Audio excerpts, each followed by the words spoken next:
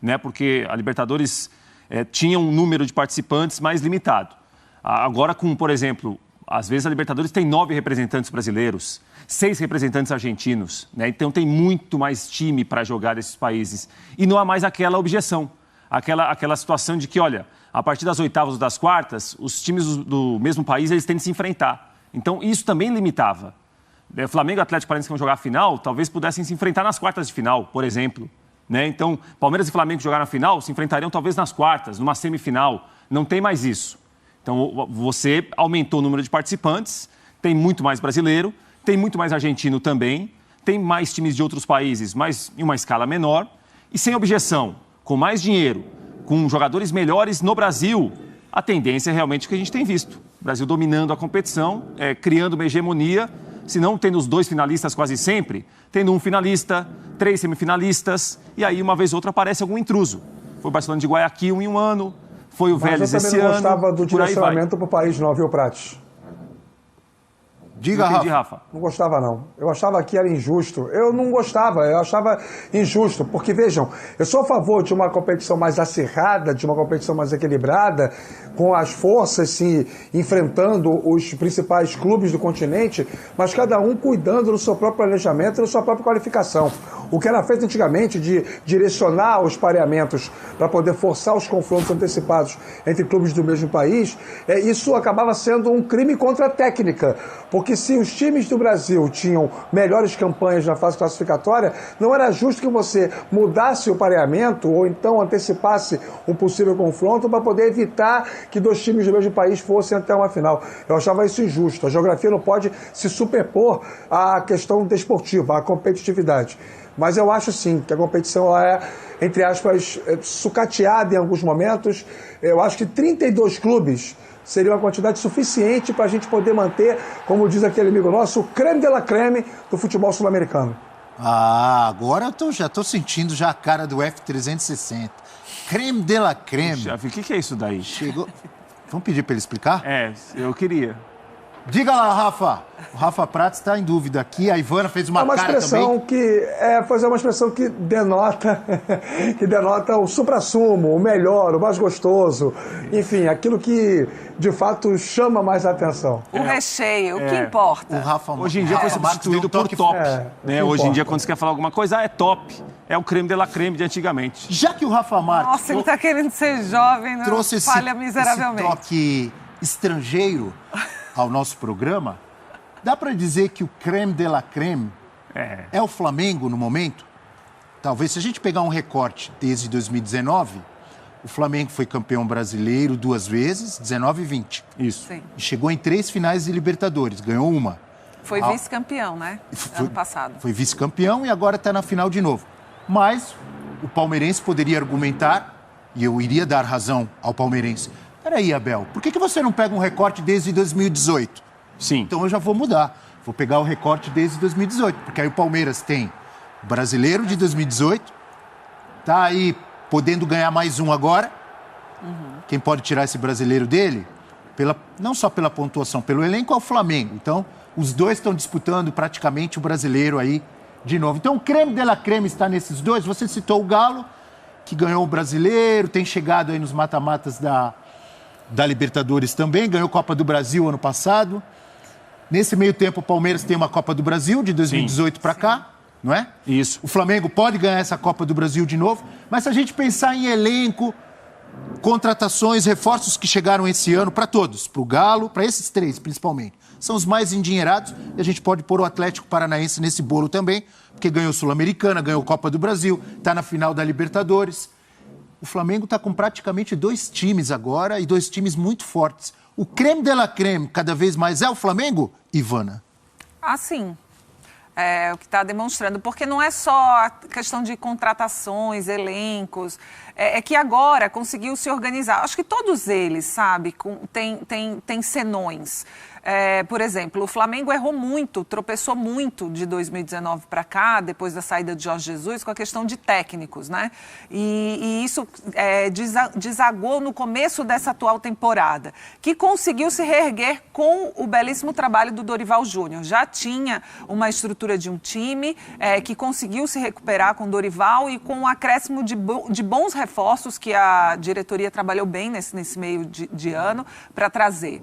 E aí você vê o Palmeiras. O Palmeiras acertou, também deu aquela escorregada com os técnicos, né? Veio o Luxemburgo, não rendeu, enfim. E aí conseguiu encontrar o Abel. Mas o Abel tem os senões das últimas contratações, que ainda não renderam, que a torcida está se queixando bastante, que poderiam ter sido investimentos mais prontos, né, digamos assim, para esse time do Abel. E agora a gente começa a ver um Palmeiras aí numa fase de um viés de baixa, né, como a gente costuma falar. E aí você vê o Atlético Paranaense, que apesar de bons investimentos no começo até dessa atual temporada, também teve problemas com a gestão, com o técnico, né? Muitas demissões, muitas trocas, até que conseguiu com o Felipão, surpreendentemente, né? Se reerguer. Então, não são trabalhos assim irretocáveis, falando em termos de diretoria e em termos de gestão desses clubes e desses elencos. Aí, se você citar o Galo, tem a saída do Cuca, inesperada, no fim da temporada passada, trouxe o turco, o Mohamed, que não rendeu o que poderia ter rendido mais, que se esperava, voltou o Tuca, mas o time ainda não engrenou com o Cuca de novo.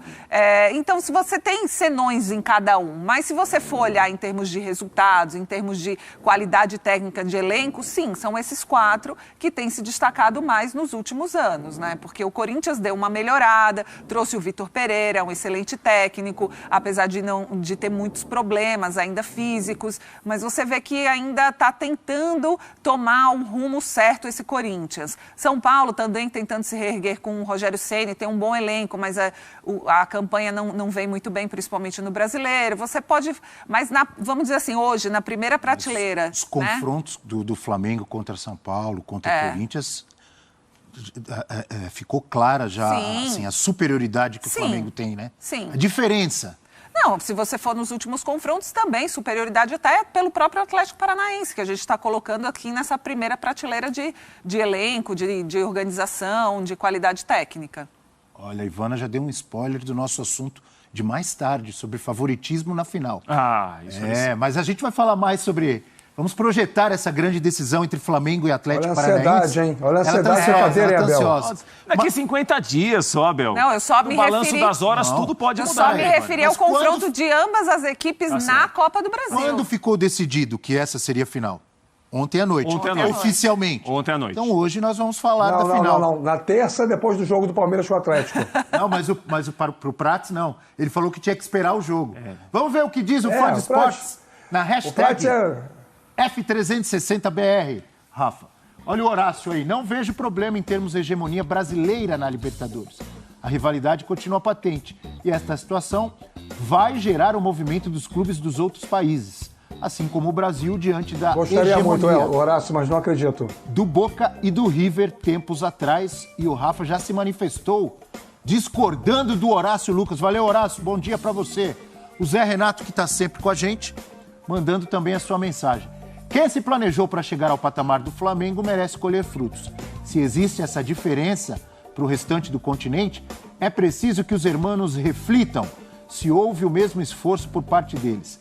Fair play financeiro no Cone Sul é instrumento dos incompetentes. Oh, chegou pesado, hein?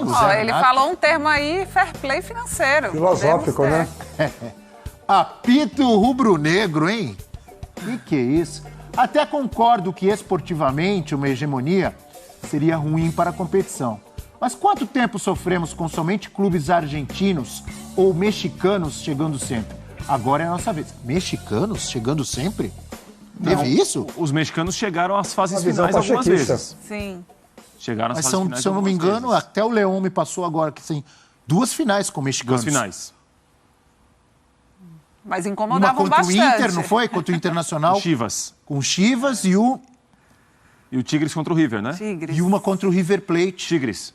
Mas não teve uma com Boca também? O Boca Cruz Azul. Cruz Azul. Foi. Então verdade, são 3. São 3. Teve uma com... Eu não me lembro que ano foi, Boca e Cruz Azul, no início dos anos 2000, né? Foi. O que você achou da cornetada dos nossos amigos ali do... É assim, não, Abel, é que assim, é uma visão agora brasileira da situação. Sim. Como o brasileiro, entre aspas, é o beneficiado da vez, vendo clubes do país jogando final, clubes do país dominando a competição, a gente tem um outro olhar. É legal. Certamente para o argentino não é legal, para o mexicano, é que os mexicanos não participam mais, né? Não seria legal para os uruguaios, paraguaios, equatorianos, não seria legal. Não, eu acho que é legal, é ótimo para a gente. 2, 3, mas se ficar todo ano assim, eu acho que perde um pouco a graça. Uma Copa do Brasil com alguns outros times, perde a graça, perde a importância, a relevância do título, né? Porque a gente considera tanto esse título da Libertadores e só é tão relevante porque a gente tem rivais uruguaios, argentinos, paraguaios, jogos muito difíceis, jogos que você não sabe o que vai acontecer, é na casa do rival, toda aquela mística, ela vai se perdendo. E é esse o ponto, sabe? Porque aí valoriza mais. Se os rivais tiverem... Não vai demorar muito para que as pessoas achem que ganhar o Campeonato Brasileiro vai ser mais difícil do que ganhar a Libertadores. Exato.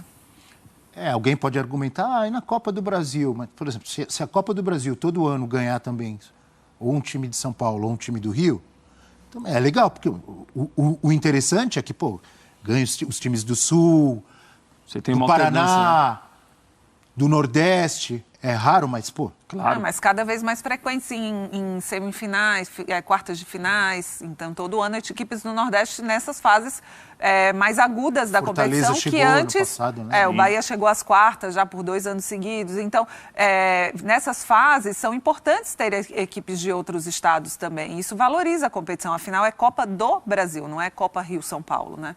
Voltando ao Flamengo, tem um assunto muito interessante aqui que eu vou jogar para o Rafa primeiro.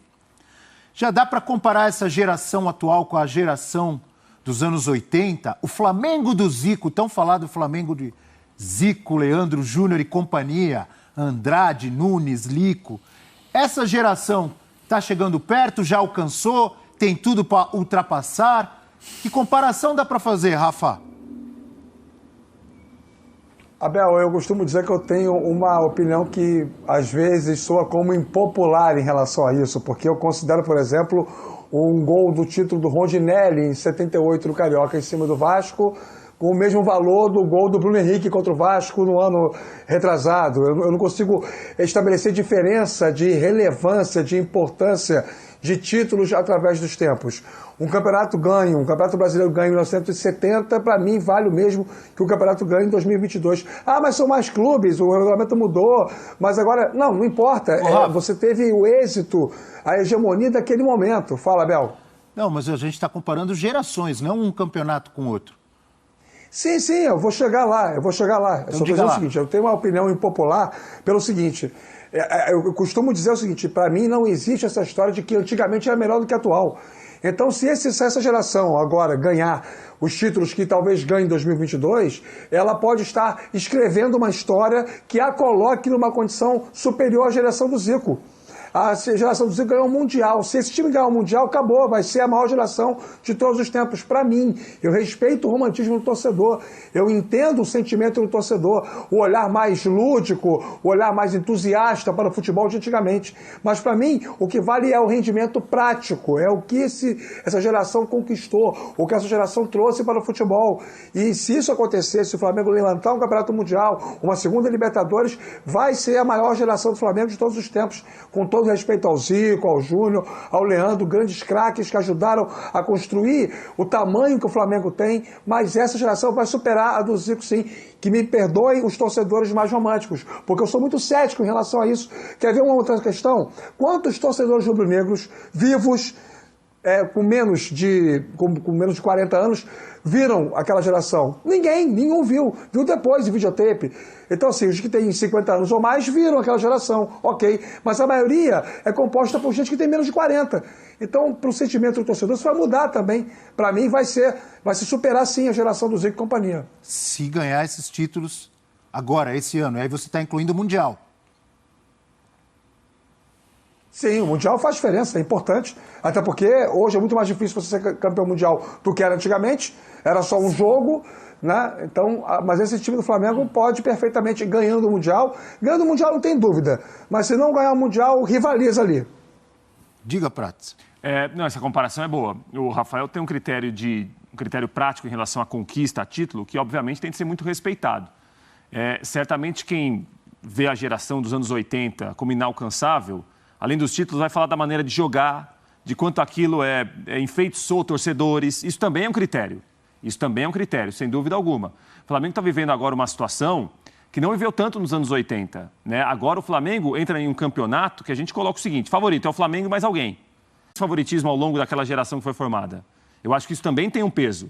Aquela geração formou um time muito vencedor, um time histórico que virou depois um time dominante durante aquele período. Esse time é dominante porque o clube também ficou dominante. Pela condição financeira, pela arrecadação, enfim, por um monte de coisa. Né? Muito de cada um. Eu acho aquela geração mais encantadora, mas é muito do meu gosto pessoal. É muito de achar aqueles jogadores como jogadores quase inalcançáveis, incomparáveis. Mas o critério do Rafael é respeitado. Em relação a título, a parte prática, não dá para negar. Para quem tem menos de 40, mas o time de 2019 anos, não encantou tanto quanto dos anos 80? Não entendi, Rafa, desculpa. O time de 2019 não encantou? Encantou. O time de 2019 também não encantou? Por um tempo menor.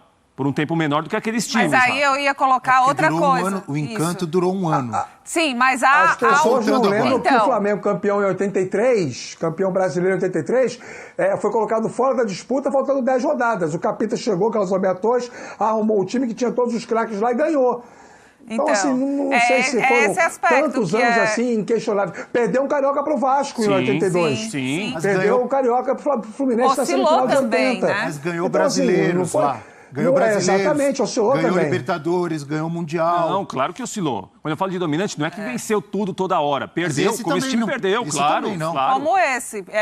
Eu acho semelhante também. Esse também encantou, não, claro. Oscilou também. Chegou um técnico para recuperar esses jogadores de excelentíssima qualidade que já tinha no elenco. São nuances bem próximas. Agora, eu concordo com o Rafa Marques. Essa questão dos títulos é importante. O Flamengo já conquistou bastante, mas se conquistar o Mundial, por exemplo, hoje, é muito mais difícil do que antes conquistar o Mundial. Mas antes, por exemplo, Ivan, o estadual tinha um peso que hoje não tem. Então, por exemplo, ser campeão carioca nos anos 80 era uma coisa. É isso que eu discuto, ser campeão carioca, né, por exemplo, em 2021, 2022 é outra. Olha, eu só discordo de uma coisa que vocês falaram aí. Acho que o Rafa falou... É a mesma coisa, gente, igual Não, o título sim, Rafa, mas os outros campeonatos ganharam outro tipo de relevância. Eu também valorizo muito o estadual. Tá falando com alguém que acha o estadual maravilhoso. Mas é que eles ganharam outro tipo de relevância. Eu te conheço bem. Olha, vocês estão dizendo, a Ivana disse, acho que o Rafa Marques disse também, que hoje é muito mais difícil ganhar um Mundial. Eu discordo. Vocês estão falando como se no início dos anos 80 fosse facílimo ganhar Mundial. Não era. Não, claro não era. Não. Tanto que aquele Flamengo ganhou. Era menos aquele difícil. Flamengo histórico, era só um time jogo. que era uma seleção. Tudo bem que era só um jogo, mas era um jogo contra o campeão europeu. O Liverpool era o timaço ali na época e era visto como favorito. E o Flamengo ganhou o Mundial ali. Semifinal que pode derrubar o brasileiro. No início dos anos 80, o Flamengo ganhou o Mundial, o Grêmio ganhou o Mundial. Quem mais? Brasileiro? Sim, mas a diferença econômica Nos anos 60, quem ganhou o Mundial? É considerável, Nos anos 60, Abel. Santos. Brasileiro. Nos anos 70. Não era tão fácil, não. Não vamos desmerecer. Não, não é desmerecendo. Todas as épocas têm a sua dificuldade. Sim. Lá nos anos 80 era muito difícil. E o Flamengo ganhou porque tinha um timaço. Agora, tudo bem, agora a diferença econômica está maior. Mas hoje é mais. Eu concordo que a diferença econômica dos europeus em relação aos sul-americanos agora está maior. Mas naquela época também era muito difícil. Sim, mas o fato de hoje... Vamos diminuir. Não, o fato de hoje ser mais difícil não significa que seja fácil antes. É só mais difícil, entendeu? Sim. É bom esclarecer isso. É mais difícil hoje, é um fato. E eu acho que... É como a gente falou, o estadual tinha mais peso. Então, você mensurar isso é difícil colocar na balança. Então, acho que o mais prático de se fazer é realmente mensurar essa questão dos títulos conquistados, de como foram os anos, né? Como foram as situações, como foi transcorrendo essa hegemonia. Eu acho que a história está mais ou menos parecida. E se chegar à quantidade de títulos, eu acho que dá para comparar de uma forma que fica pessoal, essa questão do Prates. Eu gosto mais do estilo de jogo que era antes. Pessoal, eu gosto mais porque eu vi essa geração de agora jogar. Posso e aí te fica ajudar? tudo bem. Sentimento não se discute, cada um tem o seu. É uma discussão do bem, né? Não, claro que é. E acho que tá legal, tá gostosa a discussão. Eu fui checar para ver se eu não estava pensando errado ou pensando bobagem, mas eu estava certo aqui, porque aquele Flamengo foi campeão brasileiro em 80, 82, 83. Foi 87 também, mas 87 já tinha passado um pouco, né? Já era uma outra geração, apesar que, se eu não estou enganado, ainda estavam Júnior, Zico. Sim. Zico tinha voltado da tinha Itália. Sim. Né? Mas vamos considerar aquela geração com 80, 82, 83. Correto. Né? Vamos esquecer o estadual, o carioca? Vamos pensar assim, 3 brasileiros, Libertadores e Mundial. Não concordo que esqueça o carioca, mas tudo bem. Não, porque o carioca... Não, estou dizendo, vamos colocar um recorte. Não estou dizendo que o carioca não valia, pelo amor de Deus. Não, vale muito, claro que vale. Claro que valia, como vale hoje também. Muito, claro. Vale muito para mim. Só estou dizendo, vamos colocar um recorte de brasileiro para cima, pode ser?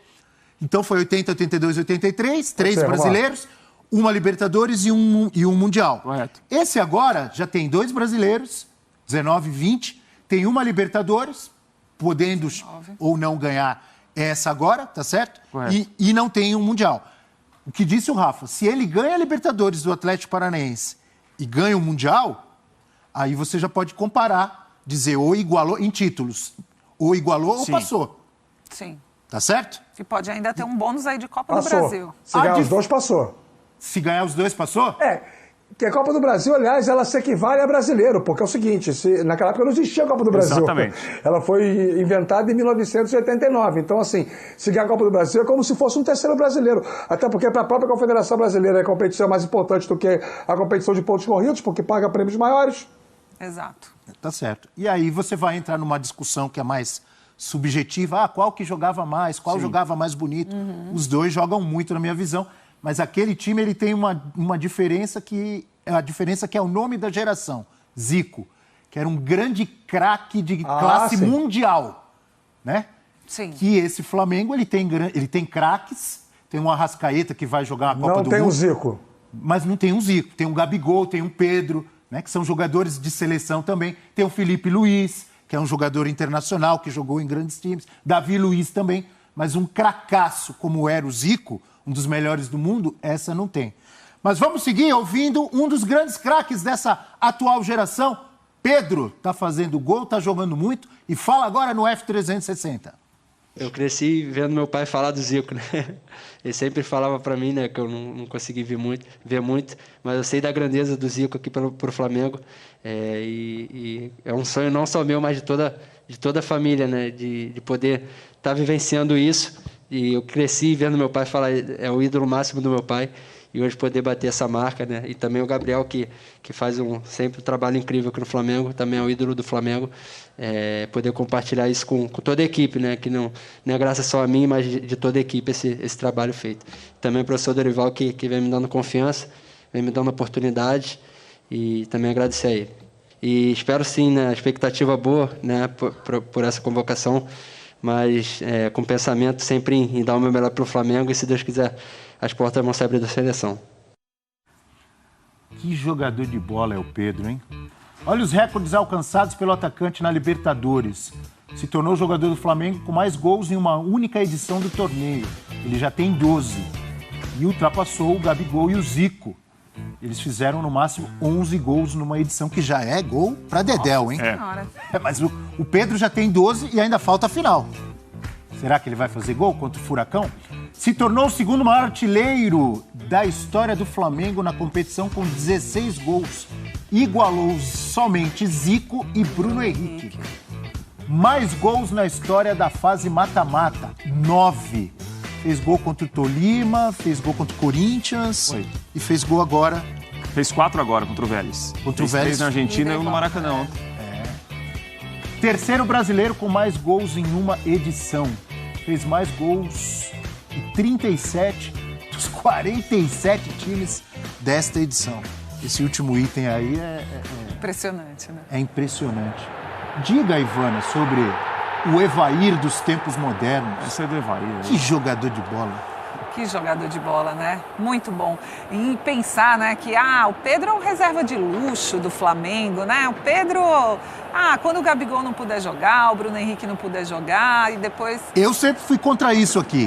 Eu reclamava que ele entrava aos 42, 43, cornetei Paulo Souza. Você não é arquiteto de obra pronta, é isso, Abel? Você não é arquiteto de obra pronta, você está esperando acontecer para falar depois. Falou Tô antes? mentindo ou tô falando a verdade? Tá correto. Não, tá correto. Não, diga lá, correto, e sua defesa tá se comprovando agora, né? E o Dorival, enfim, conseguiu colocar isso na prática, né? O desejo de muitos torcedores do Flamengo de ver o Pedro brilhar ao lado de Gabigol e de tantos outros craques que tem nesse time.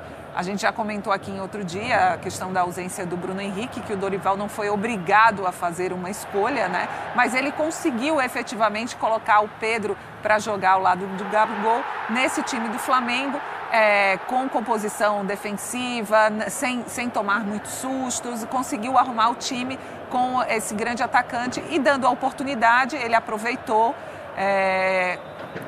está colocando em campo aí sua excelente qualidade. E é incrível, né? A fome de gol, a gente pode ver nesse lance, né? Ele toca para o Marinho, mas se o Marinho desse bobeira ali, pensasse um segundo para poder chutar, ele já estava chegando para chutar. Então a gente vê esse ímpeto do Pedro, que é o mais legal, né? Ele está sempre disponível para ir para o gol, para chutar e para marcar. Isso aqui é bem legal. Pode falar, Ivana, o que você estava falando nos bastidores. O que a Ivana falou nos bastidores? Você achou que ele foi fominha ontem, Ivana? Achei em uns momentos antes. Pode falar. Que ele foi fominha. O professor Calçade concordou comigo, que ele até comentou na transmissão dizendo: Pedro, assistência também conta pro Tite. Mas nessa fase o cara pode ser fominha às vezes, não pode? Não tá ganhando ajuda, ontem, né? Então, eu não acho... ganhando é uma maravilha. Você tá só correndo na descida, né, Ivana? Exato. Você que é uma maratonista, correr na subida não é mais difícil? Bem mais? Pronto, aí, acabou. E assim, maratonista? Não, calma, ainda não. É sim. Serei em breve. Seja modesto. Serei em breve. Mas assim, a questão é... As condições do jogo ontem eram outras, né? O Flamengo estava muito tranquilo, administrando um resultado, conseguiu valer sua qualidade técnica e virou o jogo, porque começou perdendo. Então não tinha aquela cobrança, aquela coisa excessiva. Então tudo bem, mas é importante você observar esses detalhes. Talvez um pouco ansioso, porque a convocação sai amanhã... sabendo que tem olheiros em todos os jogos do Flamengo da seleção, isso mexe com o psicológico do jogador. Então, talvez esse ímpeto de querer fazer mais, de querer fazer a coisa acontecer, ele ficou fominha uns momentos, mas tá valendo, né? Eu gostei da palavra que você falou aí no meio da sua fala, ansioso, ansiedade. Exato. Por que eu gostei? Eu tenho uma pergunta aqui para vocês, para você também, fã de esportes, que está nos acompanhando. O Pedro tem tudo para ser eleito o rei da América, o melhor jogador da Libertadores? Aí as pessoas... O Rafael Prats já está falando assim, calma, tá ansioso. O torcedor do Atlético Paranaense, eu vou dar razão a ele se ele me disser, mas peraí, Abel, e se na final o Furacão for campeão com um golaço do Terence? E aí? Ou com uma grande atuação do Vitor Roque? Do menino Vitor Roque. Não vai ser ele? Claro que o vai. Cara da Só que... O F360, ele também, às vezes, ele é ansioso. Às vezes? Como é a Conmebol. Por exemplo, em 2020, quem foi eleito o rei da América? O Marinho, não foi? Porque eles escolhem antes da final. Mas, na verdade, para mim, na prática, o rei da América foi o Rony. Foi o Rony. Poderia ter sido o Breno Lopes. Sim. Às vezes, eles acertam. Em 2017, o rei da América foi o Luan. Aí, ali eles acertaram. O Luan, o Grêmio, jogou muito na final e tal. Mas às vezes eles 2019 foi o Bruno Henrique. Acertaram. Mas merecido aí, também. Sim. Apesar do Gabigol ter feito 2 gols na final, o Bruno Henrique fez uma competição espetacular. Eles escolhem antes da final. Então eu vou perguntar antes da final. O rei da América tem tudo para ser o Pedro, Rafael Prats? Hoje sim. Mas não tem como tirar, como diria o outro, hoje sim, hoje não. Ô, Abel, mas não tem como tirar a história aí. Afinal, tem um peso diferente. Porque a gente está contando, obviamente, a história dos finalistas até agora. Agora, o que aconteceu em Guayaquil... Oliver Kahn também. Exatamente. Peraí, detalhe importante que eu esqueci. São 3 que estão na disputa. Quem? Sim. Que estão na final? 3 estão na disputa para ser eleito... O rei da América. O rei da América. Vitor Roque, Arrascaeta o Arrasca. e Pedro. É verdade. Facilitei para vocês, vai. A Arrascaeta jogou muito ontem. A Arrascaeta jogou muito ontem. Jogou. Mesmo assim... né? Você tá votando no baleado, Arrascaeta? voltando de lesão. Eu gosto muito do futebol do Arrascaeta, mas eu acho que nesse aspecto está entre Vitor Roque e Pedro. Porque o Vitor Roque já foi bastante decisivo nessas Muito. fases recentes Com para uma a dificuldade classificação até maior, do né? do Com mais Furacão. dificuldade, Exato. né, Ivan? Então é isso. Meu voto seria no Vitor Roque, já que tem de escolher um antes da final. Ou seja, você tá numa a chance nova de eu estar fase, secando o hein? Vitor Roque é grande. Mas o que acontece é o seguinte, Abel. Você escolheu o Vitor Roque. Não, sabe o que Três, dá para Vitor Roque. fazer? Sabe o que dá para Olha fazer? só, rapaz, nova fase de Rafael Mas Prata eu sou saindo contra Eu só do não antes vejo da necessidade final. da escolha ser Eu antes sou da contra final. antes de escolher da final. Eu acho que a final tem um peso diferente, Abel. Também Porque acho. vai acontecer em Pois é. Guayaquil, a gente não pode ser... É mas quer evidente dizer que o tem. seguinte... Não sei por que sempre escolhem antes. É isso. Caramba, será que é ele mesmo? É o Rafael Prates que está aqui? Acho que a cadeira... Decisivo? a cadeira, né, Se minha. bobear, vai até casar. Danut vai casar? Aí a gente tá falando calma. de final para casamento, já Meu Deus. misturando tudo já. Chamem o Zé Vamos Elias. devagar. Chamem o Zé Elias, pelo amor de então, Deus. Zé Ansioso, Abel. Elias, dá uma Segura o assodamento aí. Ah, bom. Não, é o seguinte, eu Diga acho lá. que dá para colocar o Pedro e colocar o Vitor Roque como a revelação do campeonato. Ele é muito jovem ainda, ele tem E se muito o que Se o construir. Atlético Paranaense ganha a final com grande atuação do Vitor Roque, Aí ele merece. é revelação e Aí sim. rei. Aí sim. É príncipe e rei. Já isso. inventei o príncipe. Não existe o príncipe da América. É uma sugestão aí para Aí, Comebol. Mas hoje, antes da final, A colocaria final o tem Pedro peso como rei e o 5. Vitor Roque como A final príncipe. precisa ter peso Hoje. 5. Tá bem escolhido. Sim, precisa ter, mas não tem. Senão o Marinho não teria sido eleito o rei da Não, América. aí não ficaria nem entre os 2020. três. Hã? Não, se fosse levar em consideração a final, ele teve uma péssima atuação na final. Ele não, Não, tem ficaria que nem entre os tirar. três. Aquele ano tem que tirar a final, que foi horrorosa. Apesar do título do Palmeiras, a final foi horrorosa. Tira a final e considera o resto da Mas competição. o palmeirense falou aqui no meu ouvido. Tá maluco, Ivana? Que Não, foi horrorosa, Foi foi campeão, maravilhosa. Ivana. Tá dizendo o palmeirense no meu Igual 50 ouvido do aqui. segundo tempo. Sim, não estou dizendo para tirar o título do Palmeiras. Eu estou dizendo, na votação, tira a partida da final e considera o resto da competição. Então é o Rony, Palmeiras pra mim é Rony. Sim, Rony, com certeza. Minha eleição do o rei da América no Data Abel Neto de Você quer voltar 2020 nesse assunto, é né, Abel? Rony. É. Rafa, quem tem tudo para ser o rei da América 2022? Pedro? Não quero influenciar na sua votação. Lamentando. Mas Pedro? Lamentando tanto quanto o Prates o fato de isso ter que ser feito agora, porque não consigo entender a necessidade de você escolher o craque de uma Sim. competição antes dela acabar. E afinal tem que ter apenas os 5, o jogo decisivo. Tem vários elementos que vão além da qualidade técnica, tem a parte psicológica, a parte emocional, que parecem a mesma coisa, mas não são.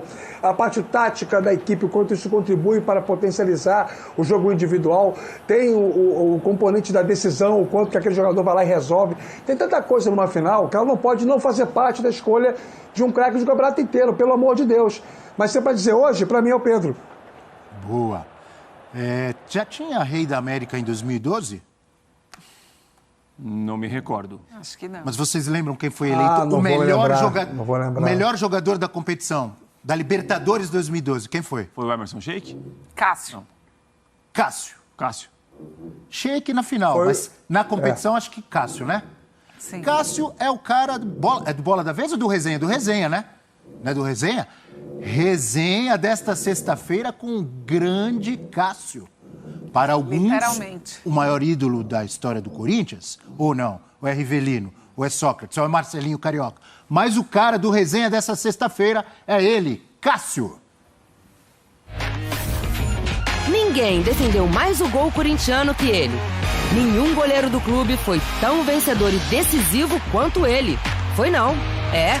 O gigante Cássio, campeão de tudo e mais um pouco, é o convidado especial do Resenha desta semana. Programa para entrar pra história. Daqueles para gravar com carinho na memória. Resenha ESPN com Cássio. Nesta sexta, 10 da noite.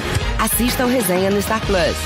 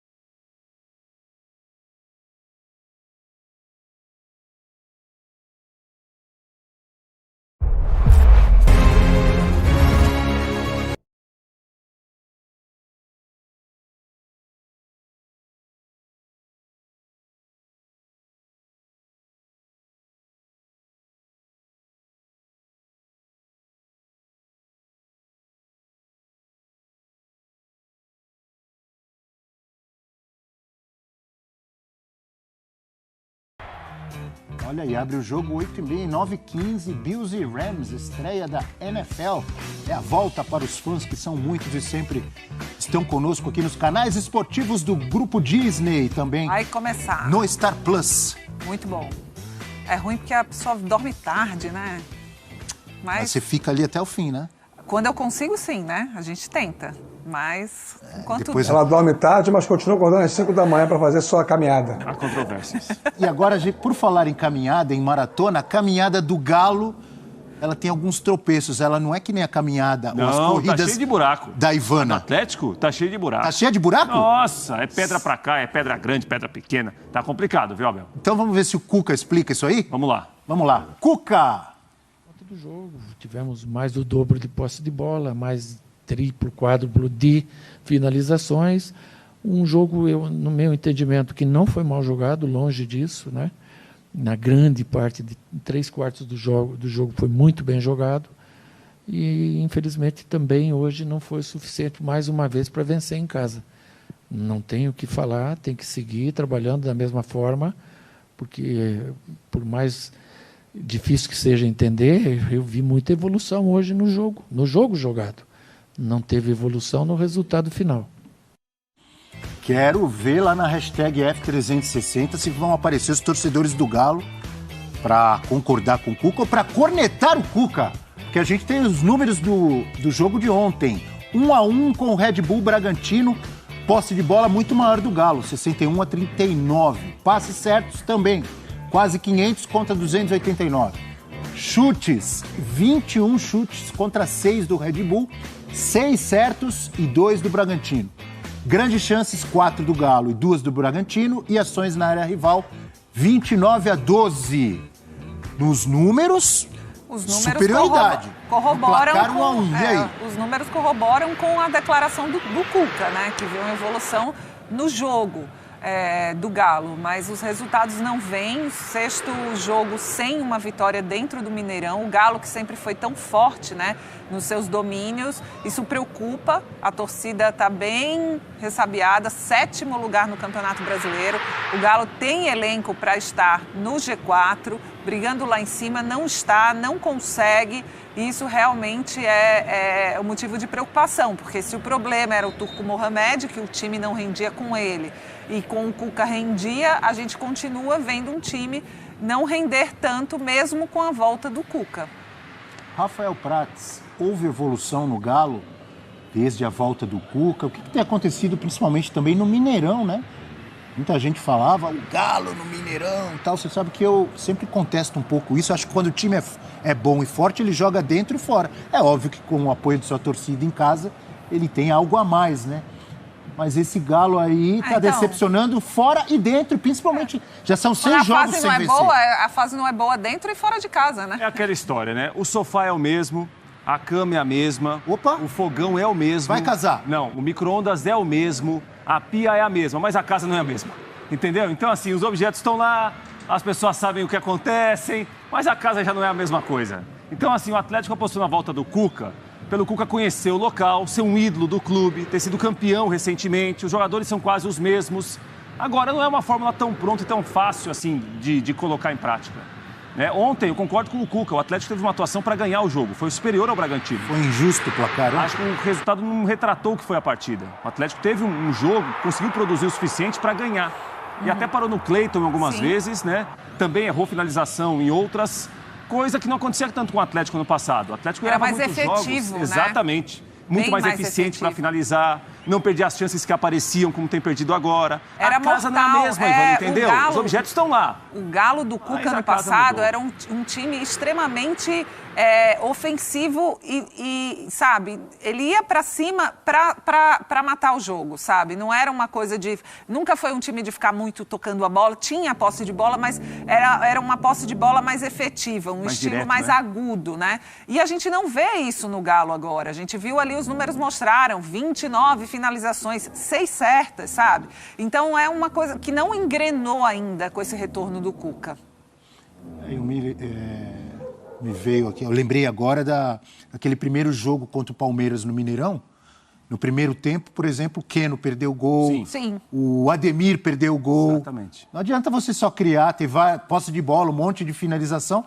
Tem que pôr a bola na casinha, não é assim que você fala? Tem que pôr a bola na casinha. E se a casinha não é a mesma, não é fácil de encontrar, né, Ravel? Você sabe, então, eu sei onde está o sofá, mas mudou a casa. Aí o sofá pode estar lá, mas se não conseguir chegar ao sofá, não adianta nada, ou não é? Nossos amigos, viu, Rafa Marques?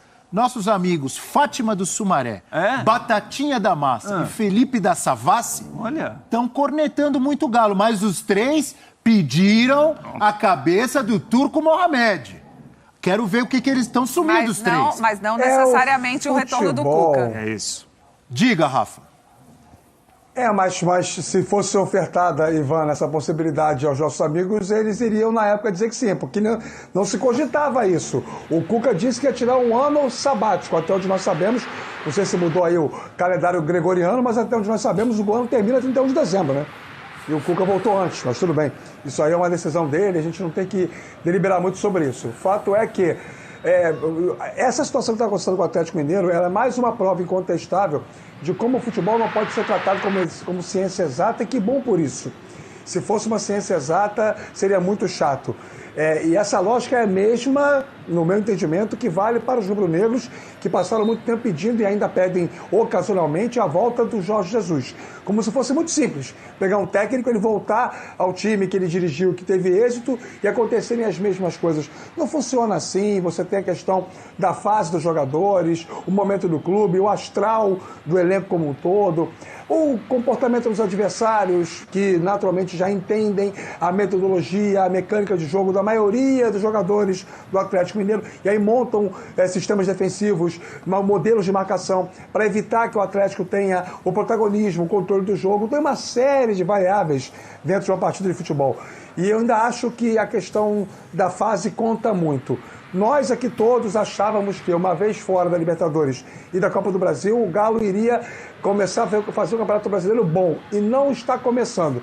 A realidade do Galo hoje pode ser que mude daqui a algum tempo, tem até time para isso, mas pelo que não vem jogando, a realidade do Atlético Mineiro hoje é objetivar a pré, e olhe lá. Que fase, hein?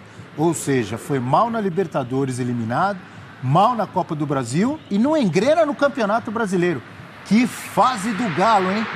Neste momento não está sendo o Galo forte e vingador. Tem que melhorar muito. Vamos fazer um rápido intervalo no nosso F360. Daqui a pouco a gente volta e vamos projetar já a grande decisão da Conmebol Libertadores, porque o Rafael Prats está ansioso para falar. Já quer dizer até quem é favorito. Daqui a pouco. Vai falar do Tricolor contra o Dragão também. O pessoal tá nervoso. Também.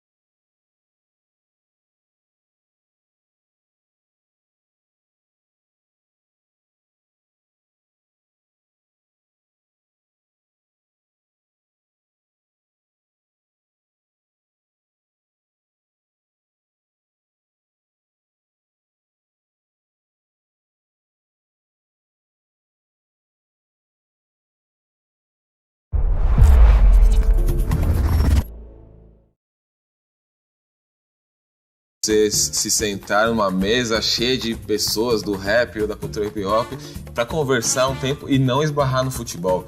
Para mim, a mano de Deus é a mano del diablo. Os componentes que se agregam a uma identidade esportiva, eles são múltiplos, eles são políticos, culturais. A prática, o futebol é vedado às mulheres. Né? Você, por exemplo, vai comprar uma camisa de clube, nem sempre você vai encontrar. 52% da população brasileira, o futebol faz assim. O caminho para o futuro é você incluir as pessoas e fazer as pessoas terem a mesma oportunidade.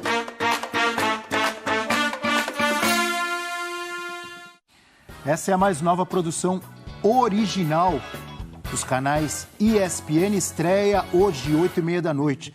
ESPN 4 e também no Star Plus, hein? Então fiquem atentos. Com a temática dos 200 anos da independência do Brasil, essa série, Independência e Gol, tem como cenário o Museu do Futebol, como vocês viram ali na nossa chamada, e reúne um time multidisciplinar para debater as contribuições do futebol na formação da sociedade brasileira. Muito legal. Vocês viram ali o Paulo Calçade. Futebol não é um mundo à parte da sociedade, né? Temos que discutir igualdade, equidade, direitos iguais, ambiente saudável, porque isso sim é o esporte. Exatamente.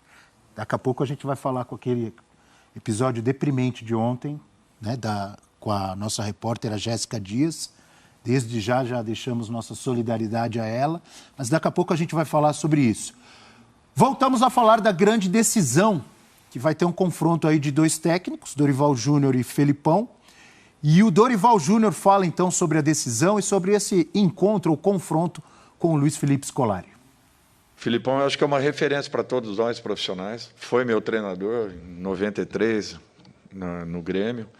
Uma pessoa que eu tenho um carinho, um respeito muito grande, admiração pelo trabalho que desenvolve. Em qualquer outro país do mundo seria reconhecido ainda mais por toda a carreira, por tudo aquilo que já realizou, por tudo aquilo que ainda vem fazendo como profissional. É um dos mais vitoriosos, talvez, não só do país, mas do mundo.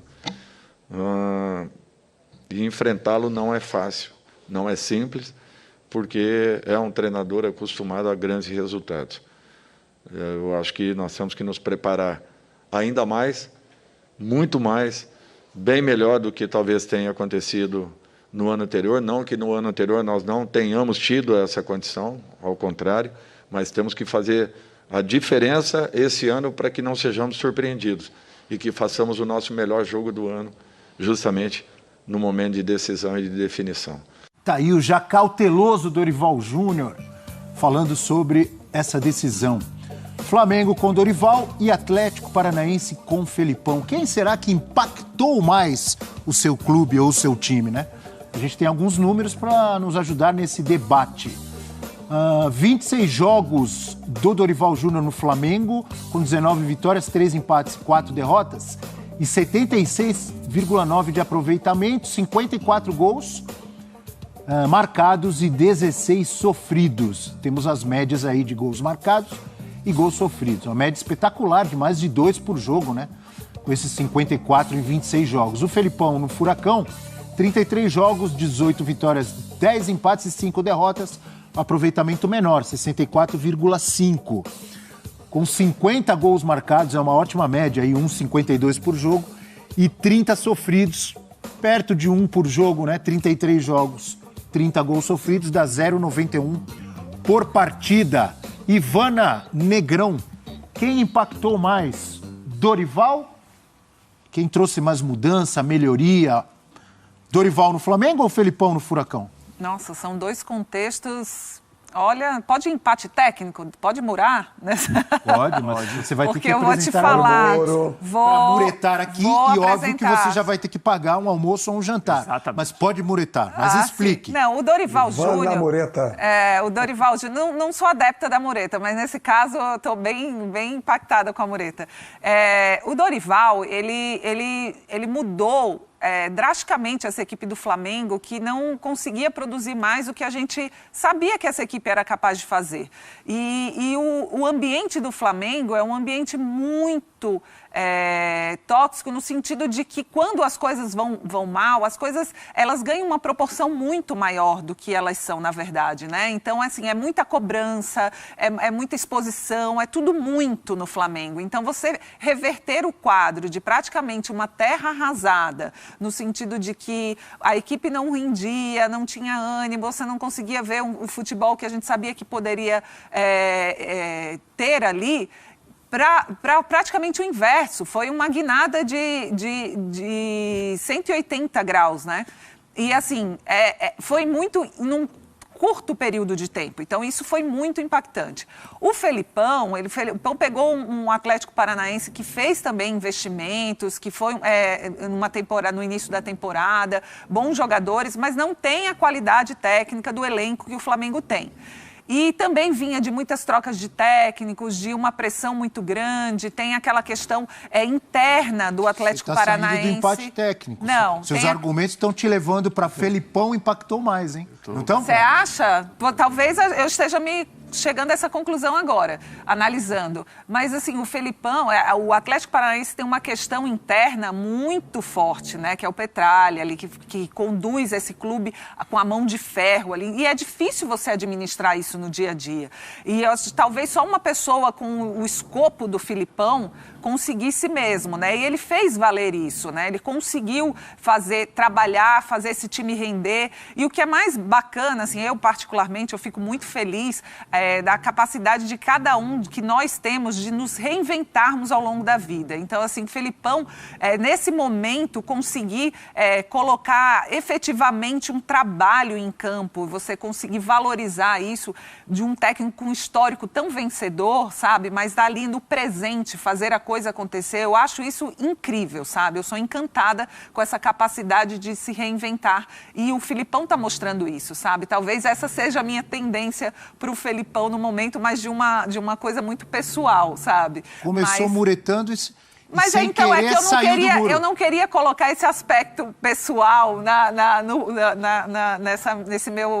nessa minha análise, mas eu acho que os dois têm um impacto no time, especificamente, no clube, muito forte, sabe? Muito mesmo.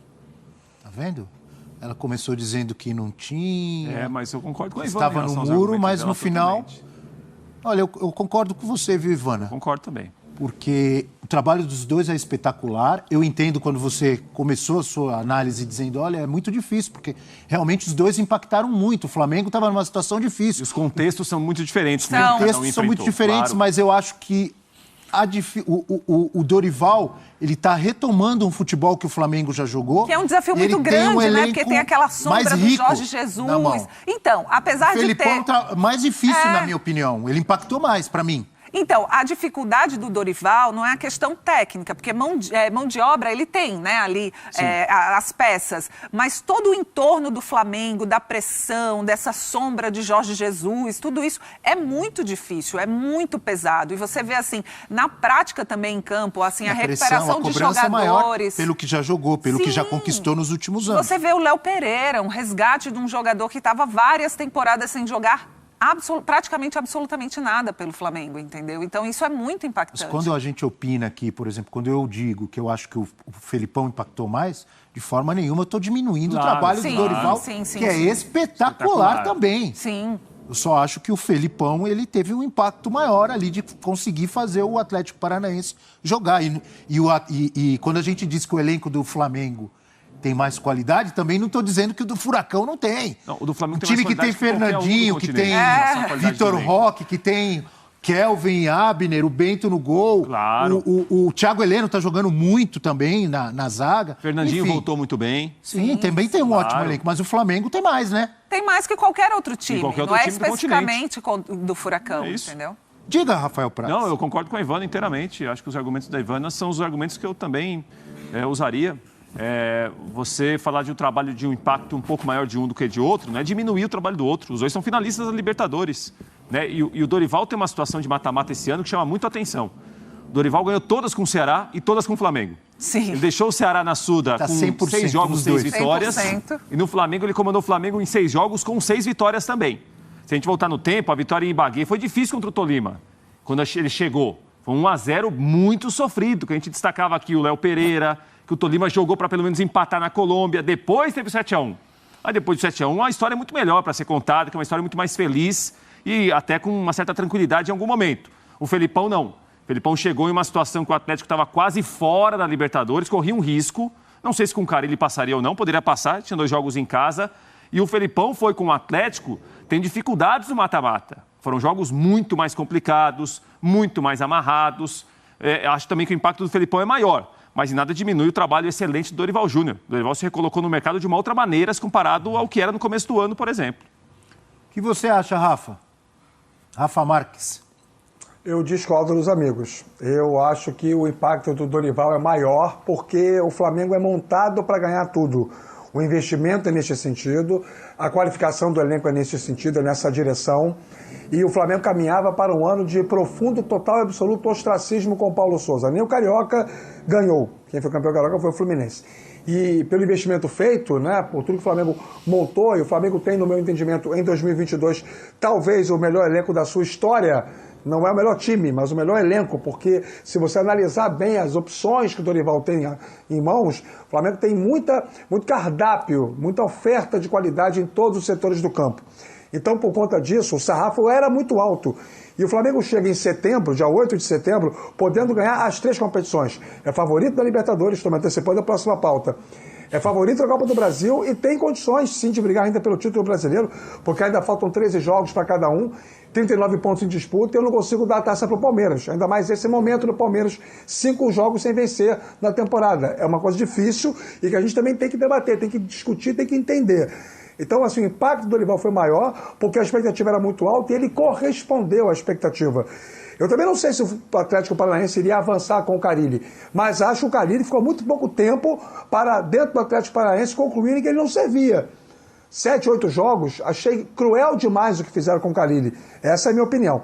E considero que o Felipão faz, sim, um ótimo trabalho. Claro que a proposta do tema aqui do programa é a comparação, e a gente precisa enaltecer tudo que o Felipão fez, mas o Atlético Paranaense é um time, um elenco montado para brigar em competições. E, na verdade, a única delas, e que eu acho que o Atlético pode levantar, é a Libertadores, como é a Libertadores. Está fora do Copa do Brasil e acho que não tem fôlego para chegar ao título do Campeonato Brasileiro. Se for campeão da Libertadores, vai ser uma excelente temporada para o tamanho do orçamento do Atlético Paranaense. E parabéns ao Felipão por isso. Mas, assim, na relação expectativa-rendimento, está um pouco só acima do esperado, talvez. O Flamengo está bem acima do esperado na comparação com o Paulo Souza e está dentro do esperado no que tinha sido planejado lá atrás. Então, para mim, numa disputa bem acirrada, o impacto no trabalho do Dorival é maior. Tá vendo como é difícil? O Rafa tem total razão também. Não, ele trouxe bons argumentos. Claro. Sim. Eu tô... Agora, não mureta, não. É, e não, você, não, Abel? não, mas eu falei, Felipão, pô. Felipão? Ah, falei. tá. Mas os argumentos que ele trouxe... O Adão já falou, Felipão. Não, os argumentos que o Rafa trouxe... Claro, não são... Sim. Tem isso também. Tem fundamento. Total. Tem fundamento, claro. Os dois. O que eu estava olhando aqui, estou olhando, é a pontuação do Atlético Paranaense no Brasileiro. 42, o Flamengo 44. Por que o Atlético Paranaense não pode ser campeão brasileiro, Rafa? Porque o Flamengo tem mais time, o Flamengo tem mais do que extrair em competições de pontos corridos, isso tem um valor técnico maior. Em 13 rodadas, o Flamengo tem uma capacidade maior de pontuar pela possibilidade de bons enfrentamentos com êxito do que o Atlético Paranaense no tocante a elenco. E agora é o seguinte, a única coisa que depõe contra é que o Flamengo ainda vai jogar a Copa do Brasil. Então o Flamengo vai ter mais um jogo no mínimo e mais 3 do que o Atlético Paranaense.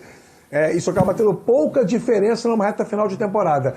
Mas eu acho que aí entra a análise técnica. O Flamengo tem mais repertório para tentar ser campeão brasileiro do que o Furacão. Vamos dar uma olhadinha na opinião dos fãs de esporte. Na hashtag F360BR. Anderson Nogueira, Felipão já ganhou tudo na carreira, não tem mais o que provar. Dorival, ele é um técnico vencedor, mas precisa desse título pelo Flamengo. Valeu, Anderson. Obrigado também ao Ademilson. Não precisa fazer projeção para a final da Libertadores. O Flamengo é favorito ao título, ou seja, não precisa fazer, mas ele fez. É isso? É isso, mais ou menos isso. Mais ou menos, né? Exatamente. O Flamengo é favorito ao título e qualquer resultado que não seja o título será vexame do time carioca. É que ele só não quer que a gente discuta isso, entendeu? Vexame eu discordo. Vexame também discordo. Johnny Soares. Pelo amor de Deus, gente. Vexame. O Johnny é um luso-brasileiro. É, luso-brasileiro. Luso. Aquelas bandeirinhas ali, né? É. Felipão ou Dorival? É só ver os elencos e ver quem teve mais trabalho. Acho que ele tá falando do Felipão, né? Ele tá votando no Felipão, pelo que eu entendi ali, né? Pode ser. Mas liderar um elenco estrelado como o do Flamengo, Não, com a expectativa também, que tem, claro. como o Rafa colocou ali, gente, são contextos. Tá no muro, a Ivana. Agora ela tá querendo Não, votar nos eu argumentos já do tinha Rafael. falado sobre isso. Não vem, não. Sobre viu? o muro ou sobre sair do muro? Não, sobre a questão da dificuldade do Dorival, do contexto. Os dois. É. E quem esperaria no início do ano que esses dois técnicos chegariam? Estamos agora em setembro, dia 8, não é isso? Sim. Pensa lá em janeiro. Quem imaginaria que Felipão, Luiz Felipe Scolari e Dorival, e não estou diminuindo nem Primeiro que não estavam nem tirando a qualidade trabalhando, dos né? dois, mas quem imaginaria lá no início do ano que estes dois seriam os finalistas da Copa Comebol Libertadores? Não, primeiro que não estavam nem trabalhando em janeiro. Dorival assume o Ceará depois que o Ceará é desclassificado na Copa do Nordeste. O Felipão assume ainda, não lembro o mês, né? Para substituir o Carille, Mas que eu era concordo. na fase de grupos da Libertadores ainda. Sim. Abril, maio ali. Que eu concordo com o Rafa, que foi horrível o que fizeram com o Carille, ele não teve tempo de trabalhar. Não que eu achasse que o nome do Carille fosse ideal para esse time do Atlético Paranaense, mas isso é outra questão. Se contratou, não deu 20 dias para o cara trabalhar, acho isso um absurdo. Mas, enfim, eles assumem os times nesse contexto. Então, primeiro que não estavam nem trabalhando em janeiro, de pensar que eles chegariam onde chegariam com esses times, realmente é surpreendente e é uma surpresa muito positiva, não só para os torcedores de cada um desses clubes, mas também para o futebol brasileiro, né? É muito interessante a gente ver técnicos com essa qualidade, né? Como eu já coloquei aqui, se reinventando e fazendo o seu trabalho. O Dorival, que ficou fora um tempo, né? Do mercado, voltou com um trabalho vencedor no Ceará para dar continuidade a um trabalho vencedor no Flamengo. Muito bacana. Não sei se existe essa palavra, se seria o termo certo, mas uma revalorização de técnicos brasileiros que estavam em baixa. Muita gente falando que os técnicos brasileiros estão todos ultrapassados, não servem mais. Nada contra os estrangeiros também, no que eu estou dizendo. Mas está aí. E muito legal, assim, para um final de carreira do Felipão, que ele mesmo disse que a carreira dele de técnico está terminando, e vamos dizer assim, um meio de carreira aí do Dorival, os dois em alta, terminando essa temporada numa decisão de Libertadores. Né? O que eu não consigo afirmar só é o seguinte, Abel, que é uma tendência. Eu acho que a nossa tendência é muito circunstancial de acordo com o campeonato e temporada. Não quer dizer que todo mundo tem técnico estrangeiro, mas não quer dizer que agora todo mundo tem técnico brasileiro. Não, mas eu também não acho que vai muito além da nacionalidade. Claro que sim. Muito além da nacionalidade. Mas muita gente leva para esse lado. Leva por esse lado. Tanto que no início do ano, quantos raso, estrangeiros tinham? Você pensar nos 20 times da Série A. Sim. Tinha um monte. Monte. Continua tendo, mas tinha muito. É um debate raso, como é também raso, como é superficial, são gestores amadores que pensam e agem dessa forma. Exato. Sabe, o que eu acho legal nesse aspecto... Não, o debate eu não acho raso, eu acho raso o pensamento. Sim, de exato. achar que só brasileiro serve ou só estrangeiro serve. Eu penso diferente, então acho que a gente tem que debater mesmo. Não, tem que debater, mas Abel, simplório. é mais fácil você estabelecer rótulos e cultivar, regar o rótulo ou destruir. Porque é muito simples. Tudo que demanda uma complexidade maior ou uma necessidade maior de pavimentar informações, depurar dados, enfim, estudar mais, dá preguiça. Exato. Então, e assim, deixa eu você fazer uma pergunta pra desvaloriza os vocês. brasileiros. Se a decisão da Libertadores fosse Palmeiras e Corinthians com Vitor Pereira e Abel Ferreira, o que estaria um monte de gente falando? Sim. Não estou dizendo nós, mas... Sim. Não, sim mas ou não? é isso que eu acho ruim. É verdade. Você tem razão. Então, Isso acho que eu que acho vale ruim, a pena a porque gente você, falar. ao invés de você valorizar a capacidade de reinvenção, porque a gente colocou na tarde aí, ano passado, o Felipão estava no Grêmio, Sim. que foi rebaixado, Sim. sabe? E você vê um técnico voltar e fazer um trabalho que ele está fazendo no Atlético Paranaense, um técnico tão vencedor que merece esse posto, né, diante de uma carreira tão vitoriosa. Então, isso, você abafa essa capacidade de se reinventar para ficar com essa, porque é estrangeiro, porque é brasileiro, não sei. Não, as oportunidades Sabe estão qual aí. que é o principal, na minha opinião, As oportunidades Ivana? estão aí. Vai de cada um se dedicar, estudar, se reinventar, tentar fazer acontecer as coisas. Eu acho que a entendeu? análise é muito maior do que só os técnicos. Sim. Quando a gente fala o Felipão estava no Grêmio que foi rebaixado, Você vê o Eu acho que a gente contexto tem do que Grêmio. analisar que o Grêmio foi rebaixado não por causa do Felipão. Mas também com ele, Abel. Sim, ele também teve a parcela Claro. de responsabilidade, mas ninguém pode dizer que o Grêmio foi rebaixado Não. por causa do Mancini, por causa do Felipão, por causa do Thiago Nunes. O Grêmio foi rebaixado por vários fatores. O Flamengo não está na final da Libertadores só por causa do Dorival Júnior. Claro que não. O Atlético Paranaense não está na final da Libertadores só, claro, pelo Felipão, Também. pela estrutura, pelo investimento, por tudo que o Atlético Paranaense tem que ele feito. tá O Flamengo da mesma forma. Mas do Então, Tele nem Santana tantos pra cá, fracassos, faz 30 anos. Tantos fracassos quanto os sucessos, a gente não pode atribuir só aos técnicos. Você concorda, Rafa? Eu estou errado? Concordo, você está certíssimo, mas do Tele Santana para cá, ou seja, há 30 anos, não é pouco tempo não, há 30 anos no futebol brasileiro se individualiza êxito e fracasso no futebol brasileiro.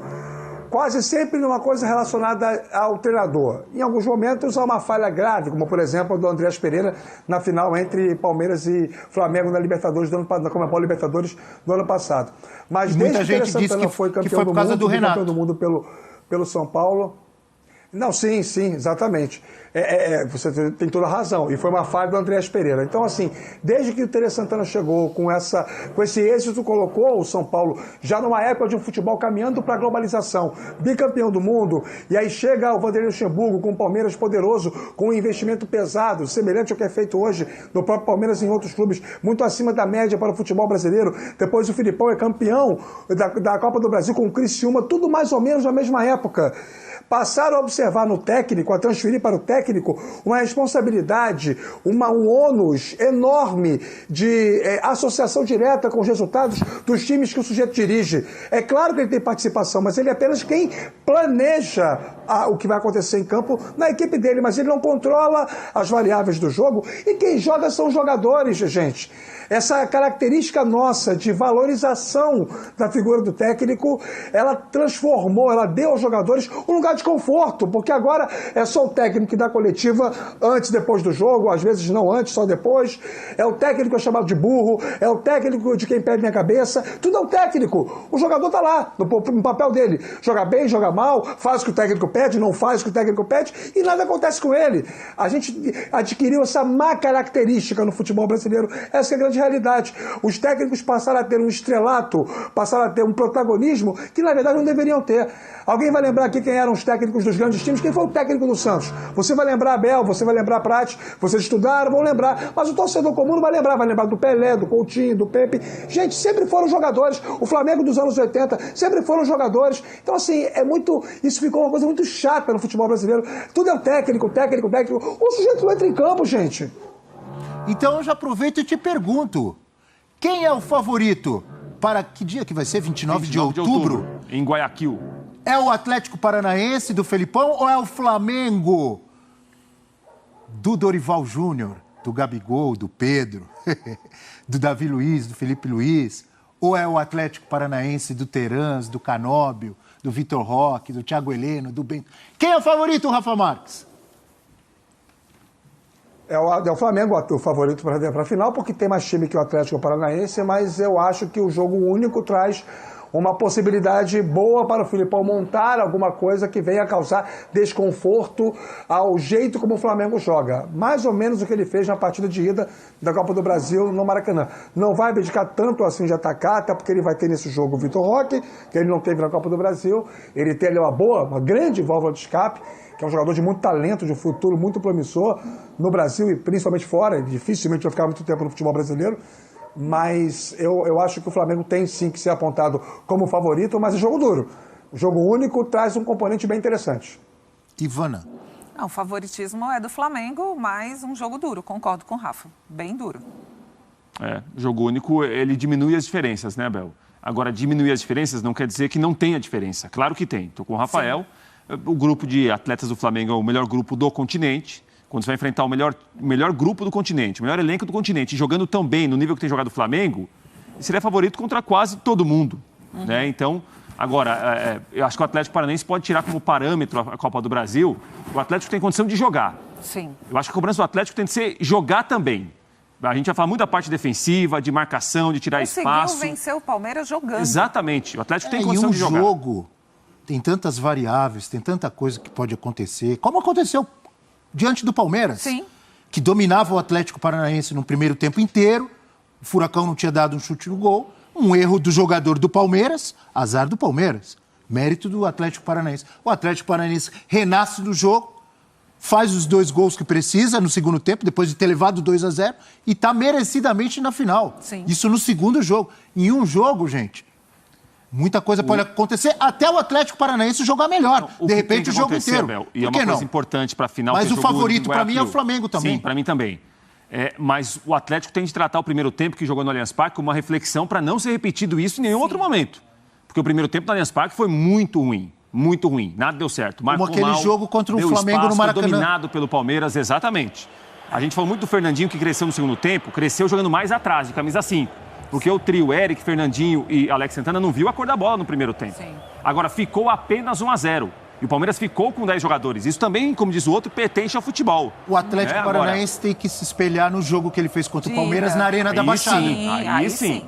Concorda? Aí sim. Concordo, totalmente. Jogo inteiro. Sim, por isso que eu tô falando, Abel, tem condição do time jogar. O Atlético tem jogadores também para jogar. Muito bons. Né? Fernandinho é um jogador que pouca gente tem no meio-campo no Brasil. O Vitor Roque pouquíssimos têm no Brasil, talvez no continente, um talento como ele tem. Tem boa saída pelos lados do campo, os 2 laterais apoiam bem, são bons jogadores. Então, assim, o Atlético tem muito recurso para jogar também. O Alex Santana, Vitinho. É isso. O Pedro entrou muito bem contra o Palmeiras. O Pablo, desculpa. Sim. Pedro, Pablo, Pedro. Pedro está no outro time. Sem dúvida. Vamos ver uma tela? Para eu não me confundir mais com os atacantes de Flamengo e Atlético Paranaense. Uma tela com os confrontos dos times nos últimos anos. Quem vai levar a glória eterna? Flamengo e Atlético Paranaense em mata-matas desde 2019. O Flamengo venceu contra o Furacão Supercopa do Brasil de 2020, as oitavas da Copa do Brasil de 2020 e as quartas da Copa do Brasil de 2022, desse ano. O Atlético Paranaense venceu as quartas da Copa do Brasil de 2019, quando ele foi campeão, né? Furacão? Foi campeão. Foi campeão, é isso aí. Com o Thiago Nunes, né? Isso. Sim. E o Atlético Paranaense também derrotou o Flamengo na semifinal da Copa do Brasil de 2021. Isso, contra o Flamengo do Renato. Contra o Flamengo do Renato. Então, são os confrontos, eles têm uma rivalidade recente bem interessante, né? Interessante, né, Rafa? E não aumenta essa rivalidade? Bem interessante. 3-2, né? Tá equilibrado ali. Não, claro, se o Flamengo for campeão da Libertadores, da Conmebol Libertadores, vai estar dando um passo bem bacana, 4-2 nessa disputa e com peso maior de ser uma decisão. Se o Atlético Paranaense for o campeão, 3-3, e o Atlético vai ter um asterisco, porque uma final tem um peso maior. Bem interessante. Quer dizer, claro, Supercopa também foi uma final, mas não tem o mesmo peso. Não tem o mesmo peso, definitivamente. Diga, Rafa. Não, mas é isso. A gente tem visto aí, eu acho que essa tela diz muito mais sobre o Atlético Paranaense do que sobre o Flamengo. Sim. O Atlético tem conseguido encarar um clube que a gente tem falado aqui, que tem um poder financeiro acima de 99,9% dos clubes do Brasil, tem grandes jogadores de seleção brasileira, de Copa do Mundo, e o Atlético tem feito jogos duros, eliminando o Flamengo em algumas competições, sendo eliminado em outras competições, mas dando muito trabalho ao Flamengo, né, tirando a Supercopa do Brasil, que foi um jogo mais tranquilo lá em Brasília, né? Que era um outro momento de temporada também. Sim, são então, acho que é uma tela que diz muito sobre o Atlético. Momento especial do Atlético já há algum tempo no futebol brasileiro e também no futebol sul-americano. Se consolidando, né? Acho que tem algumas coisas que podem assustar, por exemplo, o torcedor do Atlético Paranaense quando ele pensa no primeiro tempo contra o Palmeiras. Ou aquele jogo do Maracanã que terminou 0-0, mas foi um Flamengo avassalador para cima do Furacão. São coisas que podem assustar. Mas, por outro lado, confrontos diante do Palmeiras, não só esse agora, eliminou o Palmeiras. Sim. Venceu o Palmeiras no Brasileirão, jogando no Allianz Parque. Com time reserva. Venceu o Atlético Mineiro no Mineirão de virada. Uma grande atuação do Vitor Roque e do Atlético Paranaense. Sim. Aí são pontos que, aí vai dando casca, né? Não levam otimismo? Vai dando casca. É o famoso vai dando casca. E essa questão dessa fase, né, do Atlético Paranaense, o Petralha falava sobre isso, né, ainda esse ano, sobre essas perspectivas do time, com muitas ressalvas que a gente possa fazer ao Petralha, mas ele é um gestor que ele acredita e que ele trabalha para realmente levar o Atlético Paranaense às primeiras prateleiras do futebol brasileiro. Não. Do futebol mundial. Ele falou. Boa ressalva. Que quer levar. Não me lembro até quando que ele disse, até que ano.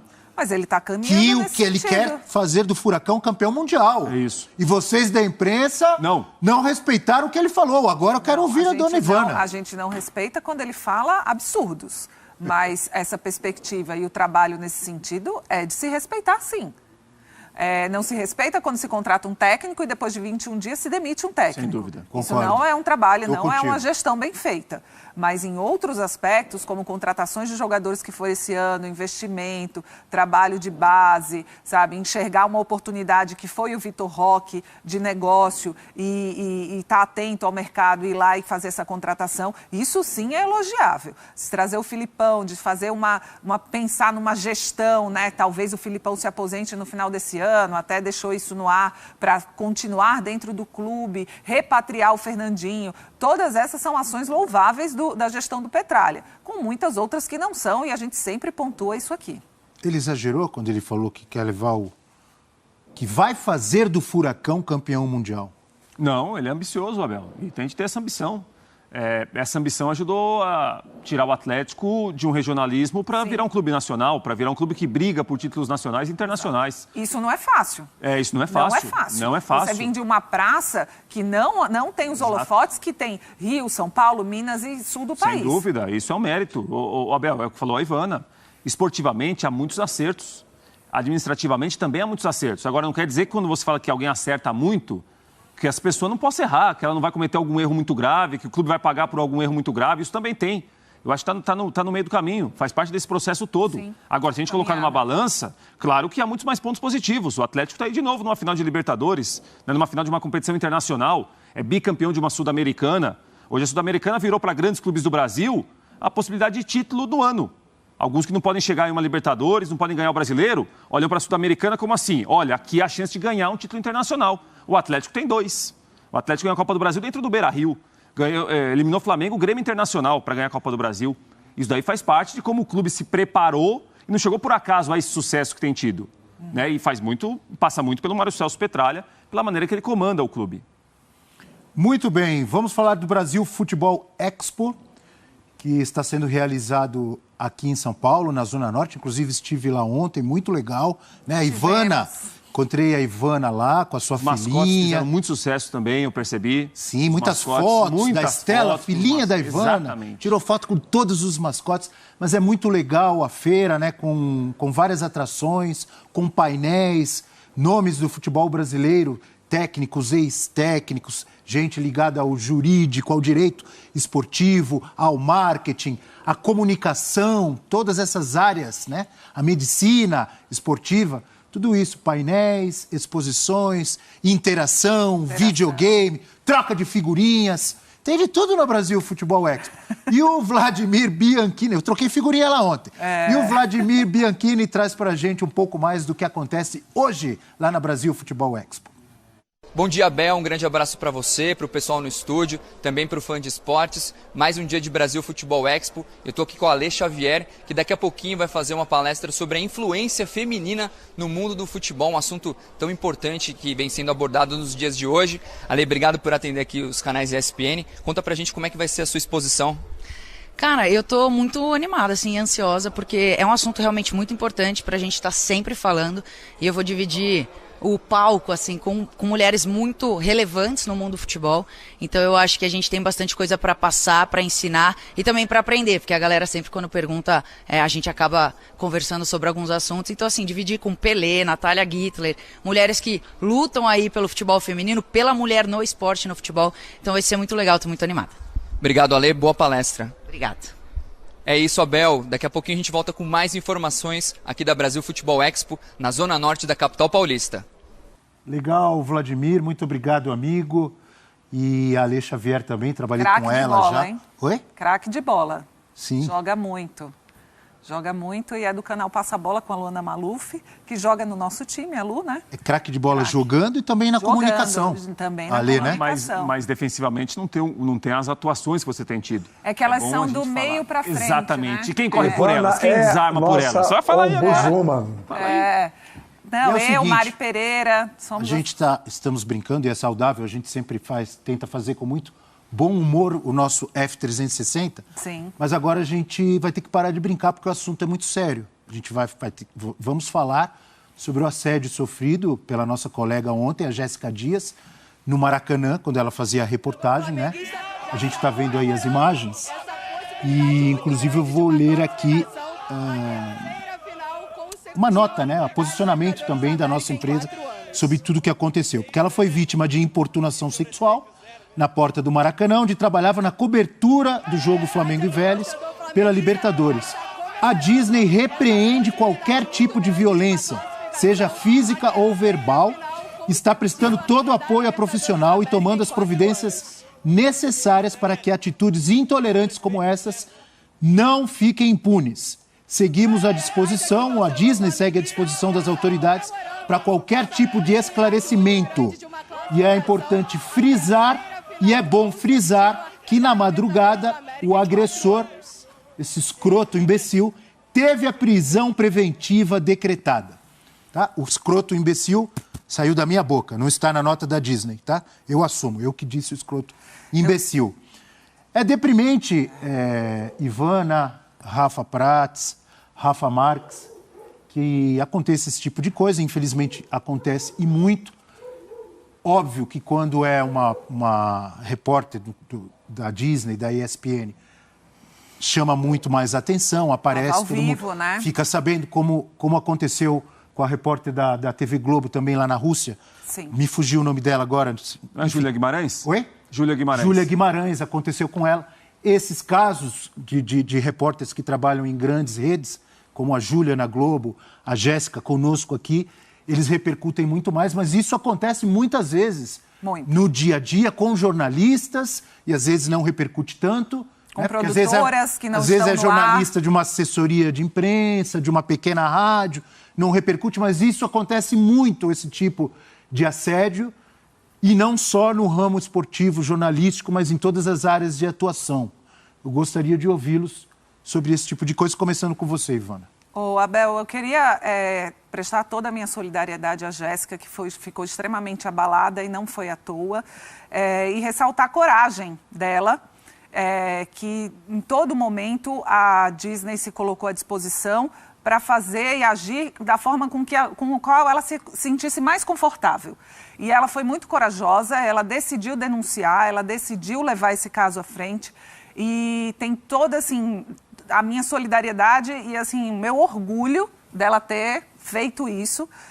Eu queria também deixar um abraço e o meu respeito ao Maurício Bandeira, cinegrafista que estava com a Jéssica, e ao André Luiz, assistente, porque eles agiram muito rapidamente e conseguiram segurar o cidadão para que ele não fugisse. E por causa disso, da ação deles, foi possível que se fizesse o BO, para que se levasse esse caso para a polícia. Ressaltar também o Sérgio Clon Baruel, né, nosso Baruel, que estava com a nossa equipe, prestou toda a solidariedade, todo o amparo para a Jéssica, que também estava acompanhada dos seus familiares. E assim, eu fico muito orgulhosa de trabalhar na Disney, sabendo todo o amparo que a empresa deu para a Jéssica nesse momento, não só como empresa e instituição, mas também os nossos colegas de trabalho, porque a gente já passou, eu falo a gente porque eu já fui repórter e eu passei por inúmeras situações de constrangimento, e antes essas atitudes eram consideradas brincadeiras. E quando nós mulheres, reagíamos, nós éramos mimimi, né? A gente era taxada até de louca, né? Para que tudo isso? E assim, você perceber que hoje em dia, apesar de ainda existir opiniões nesse sentido, você vê um movimento de amparo, de entender que isso é sim uma agressão, um crime contra a mulher, que ela está ali trabalhando e ela não deu autorização para receber aquele beijo, e foi além desse beijo, né? Ele realmente passou a mão na Jéssica, para falar um português bem claro, que é extremamente lamentável. Então, você vê que existem assim, pessoas que amparem não só a empresa, como também os colegas de trabalho, a própria polícia, sabe? Você vê que as coisas começam a caminhar. E isso dá uma esperança, sabe? E eu fiquei muito emocionada, muito abalada, não só eu, como todas as mulheres que trabalham aqui, como a Jéssica e em outras emissoras, porque a gente sabe bem o que ela passou.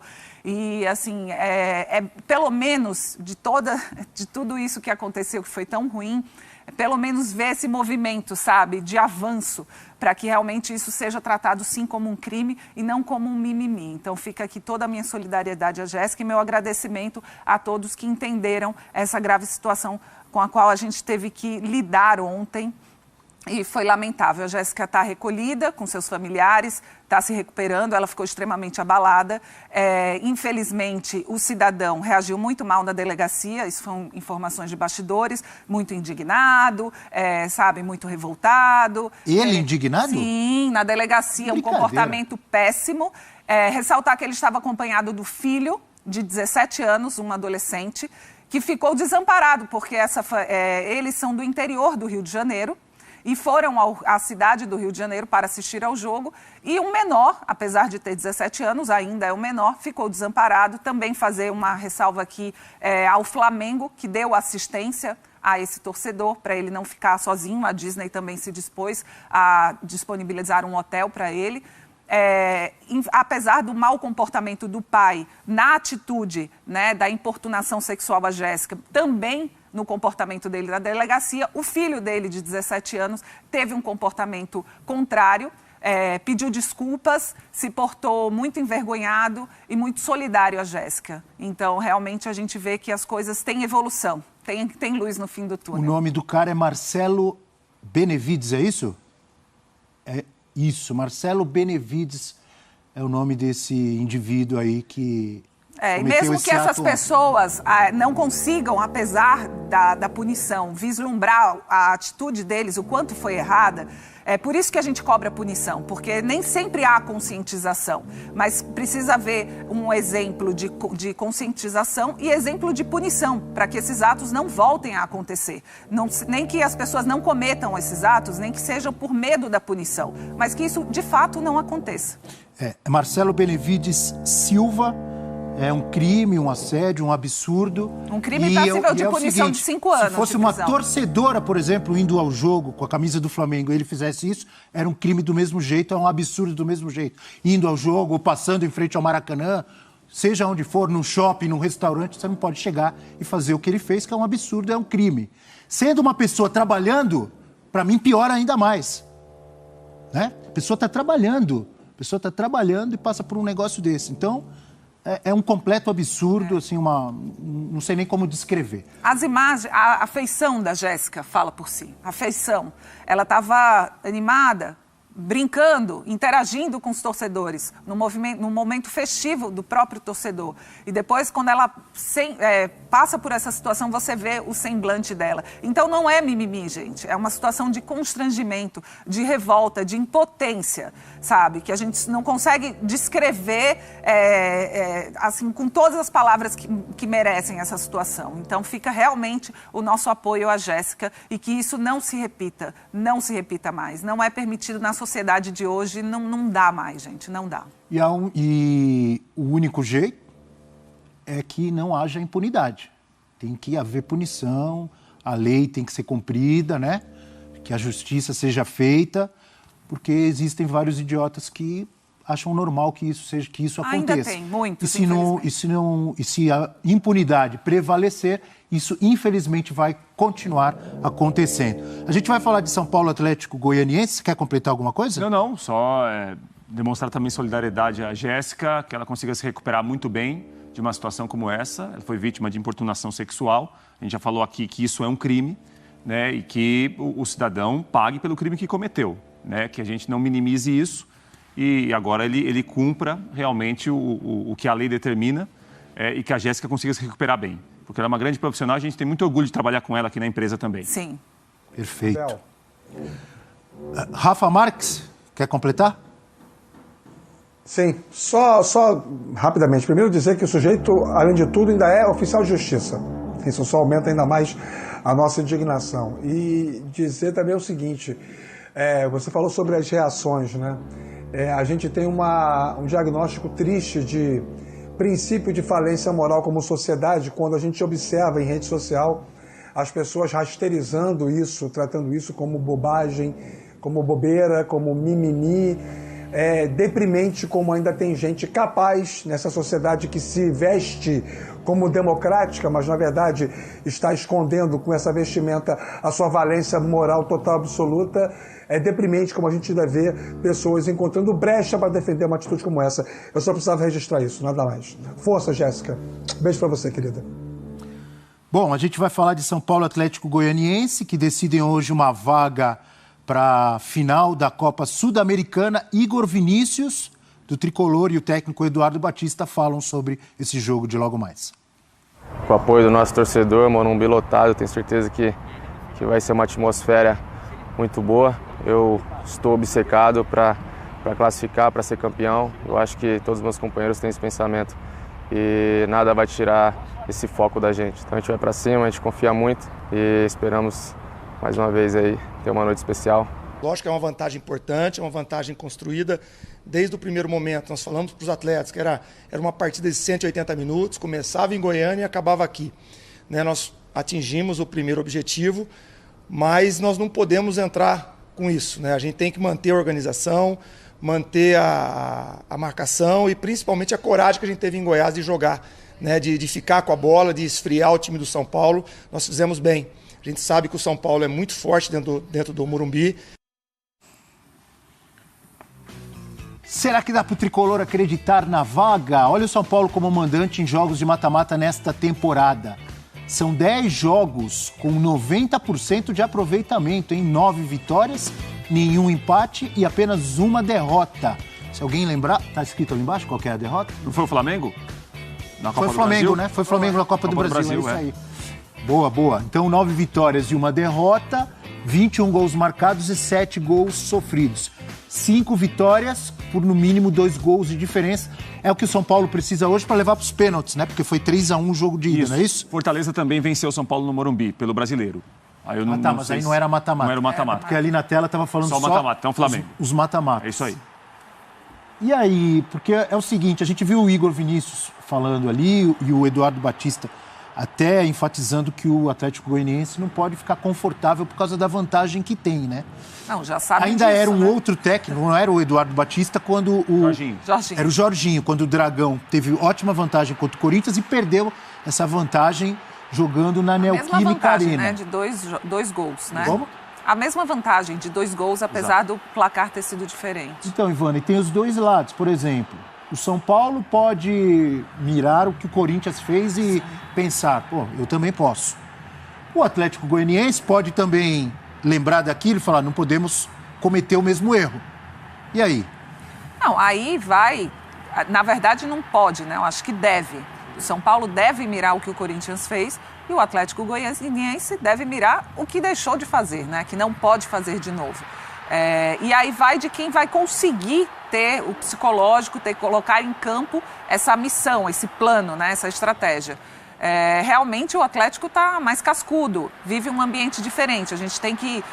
a gente gosta de falar em contextos aqui e a gente tem que lembrar que esse contexto da virada do Corinthians... com os méritos do Corinthians, obviamente, mas houve também a questão uma declaração do Jorginho muito forte no dia do jogo, sabe? Contra o Abel Ferreira, colocando a situação, assim, o ambiente do Atlético Goianiense, eu acho que ficou ruim depois daquela declaração dele, então acho que ele desviou muito o foco do objetivo do time, que era realmente efetivar essa classificação diante do Corinthians. Enfim, erros que complicaram o ambiente. O que a gente não vai ver provavelmente hoje, né, com o Eduardo Batista. Então, é um clima diferente já para essa partida. Então, algo que favorece, digamos assim, em termos de ambiente, o Atlético Goianiense. Independentemente disso, o São Paulo precisa e deve fazer a lição de casa. Tem feito bem, como a gente viu no retrospecto. Tem time para jogar muito melhor do que jogou, porque já mostrou esse futebol, até mesmo contra o Flamengo, quando perdeu, mostrou um futebol excelente. Contra o Palmeiras. Contra o Palmeiras. Então, é necessário realmente jogar bola. O São Paulo tem futebol para conseguir reverter essa situação. Agora, se vai fazer isso, a gente não sabe. Depende do clima, né? Então, como o Rogério está administrando essa ansiedade, que a gente fala tanto aqui no programa, com os jogadores, para que realmente eles coloquem em campo o melhor de cada um. E o ataque tricolor nesta Sul-Americana, ele já fez 2 gols ou mais em 5 partidas, Rafael Prats. Tem duas pessoas da nossa equipe, uma delas é o Viola, o nosso cameraman, Sim. que está aqui no estúdio, inclusive, e o outro é o nosso amigo Axel. Carinhosamente o chamamos de Axel. Já veio... Ele lembra muito o Axel, que jogou no São Paulo. Já Os veio dois estão fardado. com o casaco, com a camisa, o casaco do São Paulo. Os dois. E para mim eles retratam o otimismo da torcida tricolor.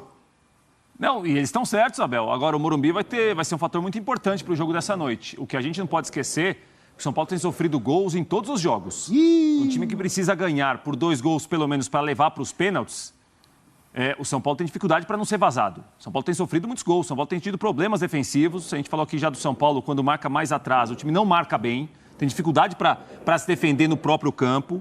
Não acho que vai ser hoje um cenário para o jogo. O Eduardo Batista, como fez em Goiânia, me parece que vai colocar de novo muita gente para jogar pelo meio. E o Atlético foi muito feliz no jogo do Serra Dourada, porque se aproveitou bem do fato de ter um atleta a mais. A gente tem que lembrar que o Igor Gomes é expulso no 1-1 no final do primeiro tempo. 1-1 virou 3-1 com o São Paulo, tendo uma atuação muito fraca, cometendo muitos erros individuais, muitos erros de posicionamento, perdendo dividida, não entendendo, me parece que o jogo pedia. Então o Atlético veio ao Morumbi com uma boa vantagem. Agora, como a gente já viu o Atlético com boa vantagem em Itaquera, e o time reagindo muito mal a um cenário de muita pressão, torcida contra, um gol, talvez uma bola parada, e aí o time realmente não soube reagir, é uma esperança também para o São Paulo avançar hoje. Acho que a disputa está muito aberta, mas o São Paulo tem sofrido para se defender bem, para não sofrer gols. Se pensa em avançar a final, não pode sofrer gol hoje no Morumbi. Vamos ver as prováveis escalações de São Paulo e Atlético Goianiense, é o tricolor do Morumbi contra o Dragão, e o Morumbi estará lotado. Olha o provável São Paulo do técnico Rogério Ceni. Felipe Alves ou Jandrei? Viola tá aí, Felipe Alves ou Jandrei? Felipe Alves. Nosso Viola, nosso cameraman, já votou no Felipe Alves. Ele está cornetando o Jandrei. 3 zagueiros, Diego Costa, Miranda e Léo ou Ferrarese? Igor Vinícius, que a gente viu falando ali, na ala direita, Reinaldo, Gabriel Neves ou Pablo Maia? Axel, Gabriel Neves ou Pablo Maia? Grande São Paulino, nosso Axel aqui. De volante ele conhece, o Axel era volante, né? Era volante, então. Ele tá de braço cruzado olhando pro Prats ali, comentando, viu? Tá meio intimidador. Patrick, o Pantera. Pantera Negra e Nestor. Caleri e Luciano, toca no Caleri que é gol. Vamos ao Dragão de Eduardo Batista, com uma linda vantagem no estádio do Morumbi. Essa vantagem sumiu rapidamente na Neoquímica Arena. E hoje no Morumbi, o que vai acontecer? Renan no gol, Dudu, Wanderson, Klaus e Jefferson, Baralhas, Edson Fernando, Marlon Freitas e... Esse Jorginho dá trabalho, hein? Marlon Freitas do Serra Dourada gastou a bola, jogou muito. Sim. O Jorginho foi bem também. Essa dupla é perigosa, hein? Churin e Wellington... Churin é aquele que jogou no Grêmio, não é? Isso. Sim. Os caras cornetavam lá no Grêmio. Vamos pro Sai do Muro. Vamos pro Sai do Muro agora. Cornetava porque ele não fazia gol, né? Foi né? à toa. Ele merecia a corneta? Ele tava merecendo. Mas no Dragão não merece. Não, ele melhorou no Dragão. Tem vinheta esse Sai do Muro, Leão? Tem?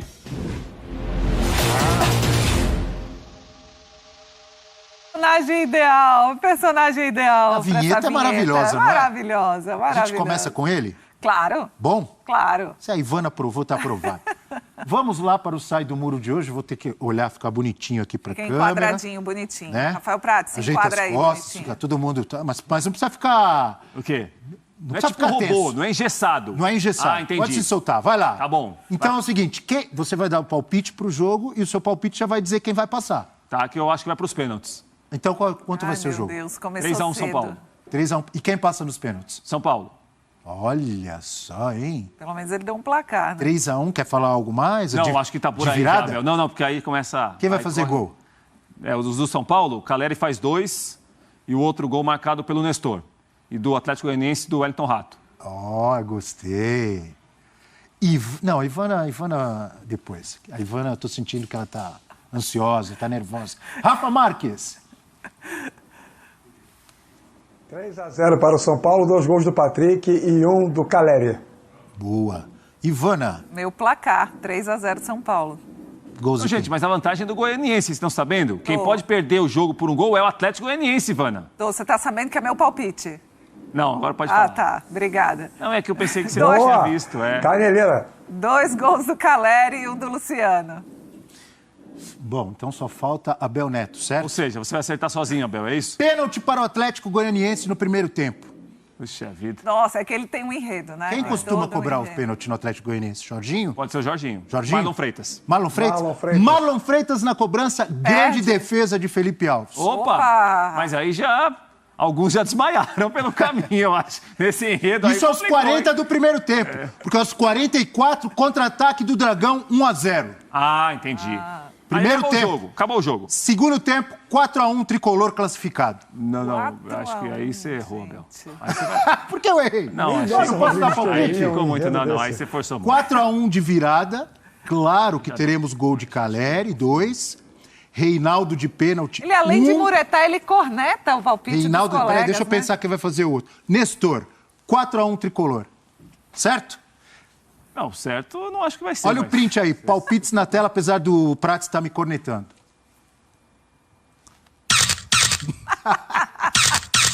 Gostei. Esse foi o Sai do Muro de hoje. Tem vinheta de saída também? Não tem, né? Queria ver o Prats de novo, mas vou olhar para você ao vivo tá bom aqui. De Prats. Muito obrigado, Ivana Negrão, Rafael Prats, Rafa Marques, da Tijuca para o mundo, do Andaraí para o planeta, do Maracanã para o mundo. Tem troféu nessa prateleira do Rafael Marques aí, vou te contar. Causou inveja aqui no estúdio. Troféus, claro que tem João Saldanha. Campeão. Aquela bandeira ali é uma escola de samba. Bons tempos de futebol de mesa. Sucesso ali. Imperatriz Leopoldinense, bom sucesso. Maravilhoso. Está chegando o Sport Center com Bruno Vicari. Quem mais está hoje? Bruno Vicari. Mari Pereira. E Elton Serra. E Elton Serra. Que tentou nos atrapalhar antes do programa das 9, a gente jogou ele para as 11. Falou, vai atrapalhar lá. Aí eu tirei mesmo, não quero nem saber, viu, Abel? Então eu mando, já que você falou no Elton Serra, um beijo para a torcida do Bahia, para a torcida do Criciúma, porque hoje tem Série B também. Voltamos amanhã.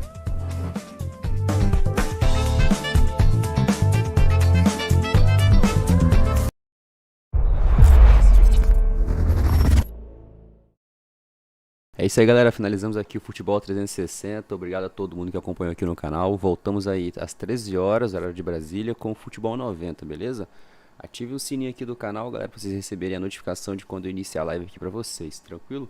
Vai ser aqui no canal, 1 da tarde. Tamo junto, valeu, até a próxima live. Fui!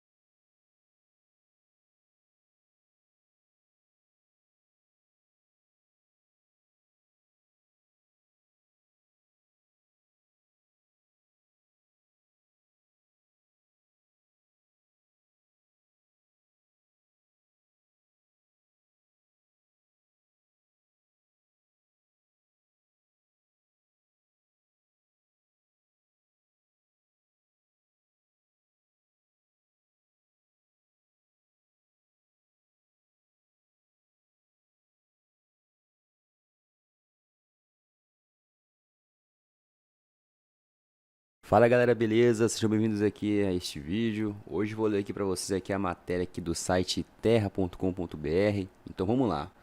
Com outro tropeço em casa, Atlético Mineiro iguala jejum de ano do rebaixamento. Clube Mineiro não vence em Belo Horizonte há 2 meses. Campanha fora de casa, salva o Galo. O que antes era uma das maiores forças do Atlético Mineiro em 2022 tem sido um grande problema. Com 2 meses sem vencer em casa, o Galo igualou um jejum de 2005, ano que foi rebaixado para a Série B do Brasileirão. O Galo não vence há 6 jogos no Campeonato Brasileiro. A última vitória foi no dia 5 de julho contra o Emelec, pela Libertadores, quando o time ainda era comandado por Turco Mohamed. Essa é a mesma marca do time de 2005, que também ficou 6 jogos sem ganhar como mandante. Os últimos 6 jogos no Mineirão foram 3 empates e 3 derrotas do Clube Mineiro, um aproveitamento apenas de 16,6% dos pontos disputados. Desde que retornou o técnico Cuca ainda não venceu em frente à massa atleticana. Em 2005, o Atlético Mineiro ficou 6 jogos sem vencer como mandante na reta final do Campeonato Brasileiro. O time teve maus resultados contra o Internacional, Paraná, Cruzeiro, Fortaleza, Palmeiras e Goiás. A campanha fora de casa. Apesar do ruim desempenho como mandante no Campeonato Brasileiro, os jogos como visitante têm ajudado o Atlético Mineiro a não estar em uma posição pior na tabela de classificação. Com um aproveitamento de 50%, o time é o segundo melhor visitante da competição, atrás apenas do Palmeiras. O Atlético Mineiro voltará a jogar com o mandante apenas no dia 28 de setembro, em confronto contra o Palmeiras pelo Campeonato Brasileiro. Bom, galera, a notícia é essa, bem rápida, espero que tenham gostado. Deixe o seu like, se inscreva aqui no canal se você não for inscrito, compartilhe esse vídeo, ative o sininho e até o próximo. Fui!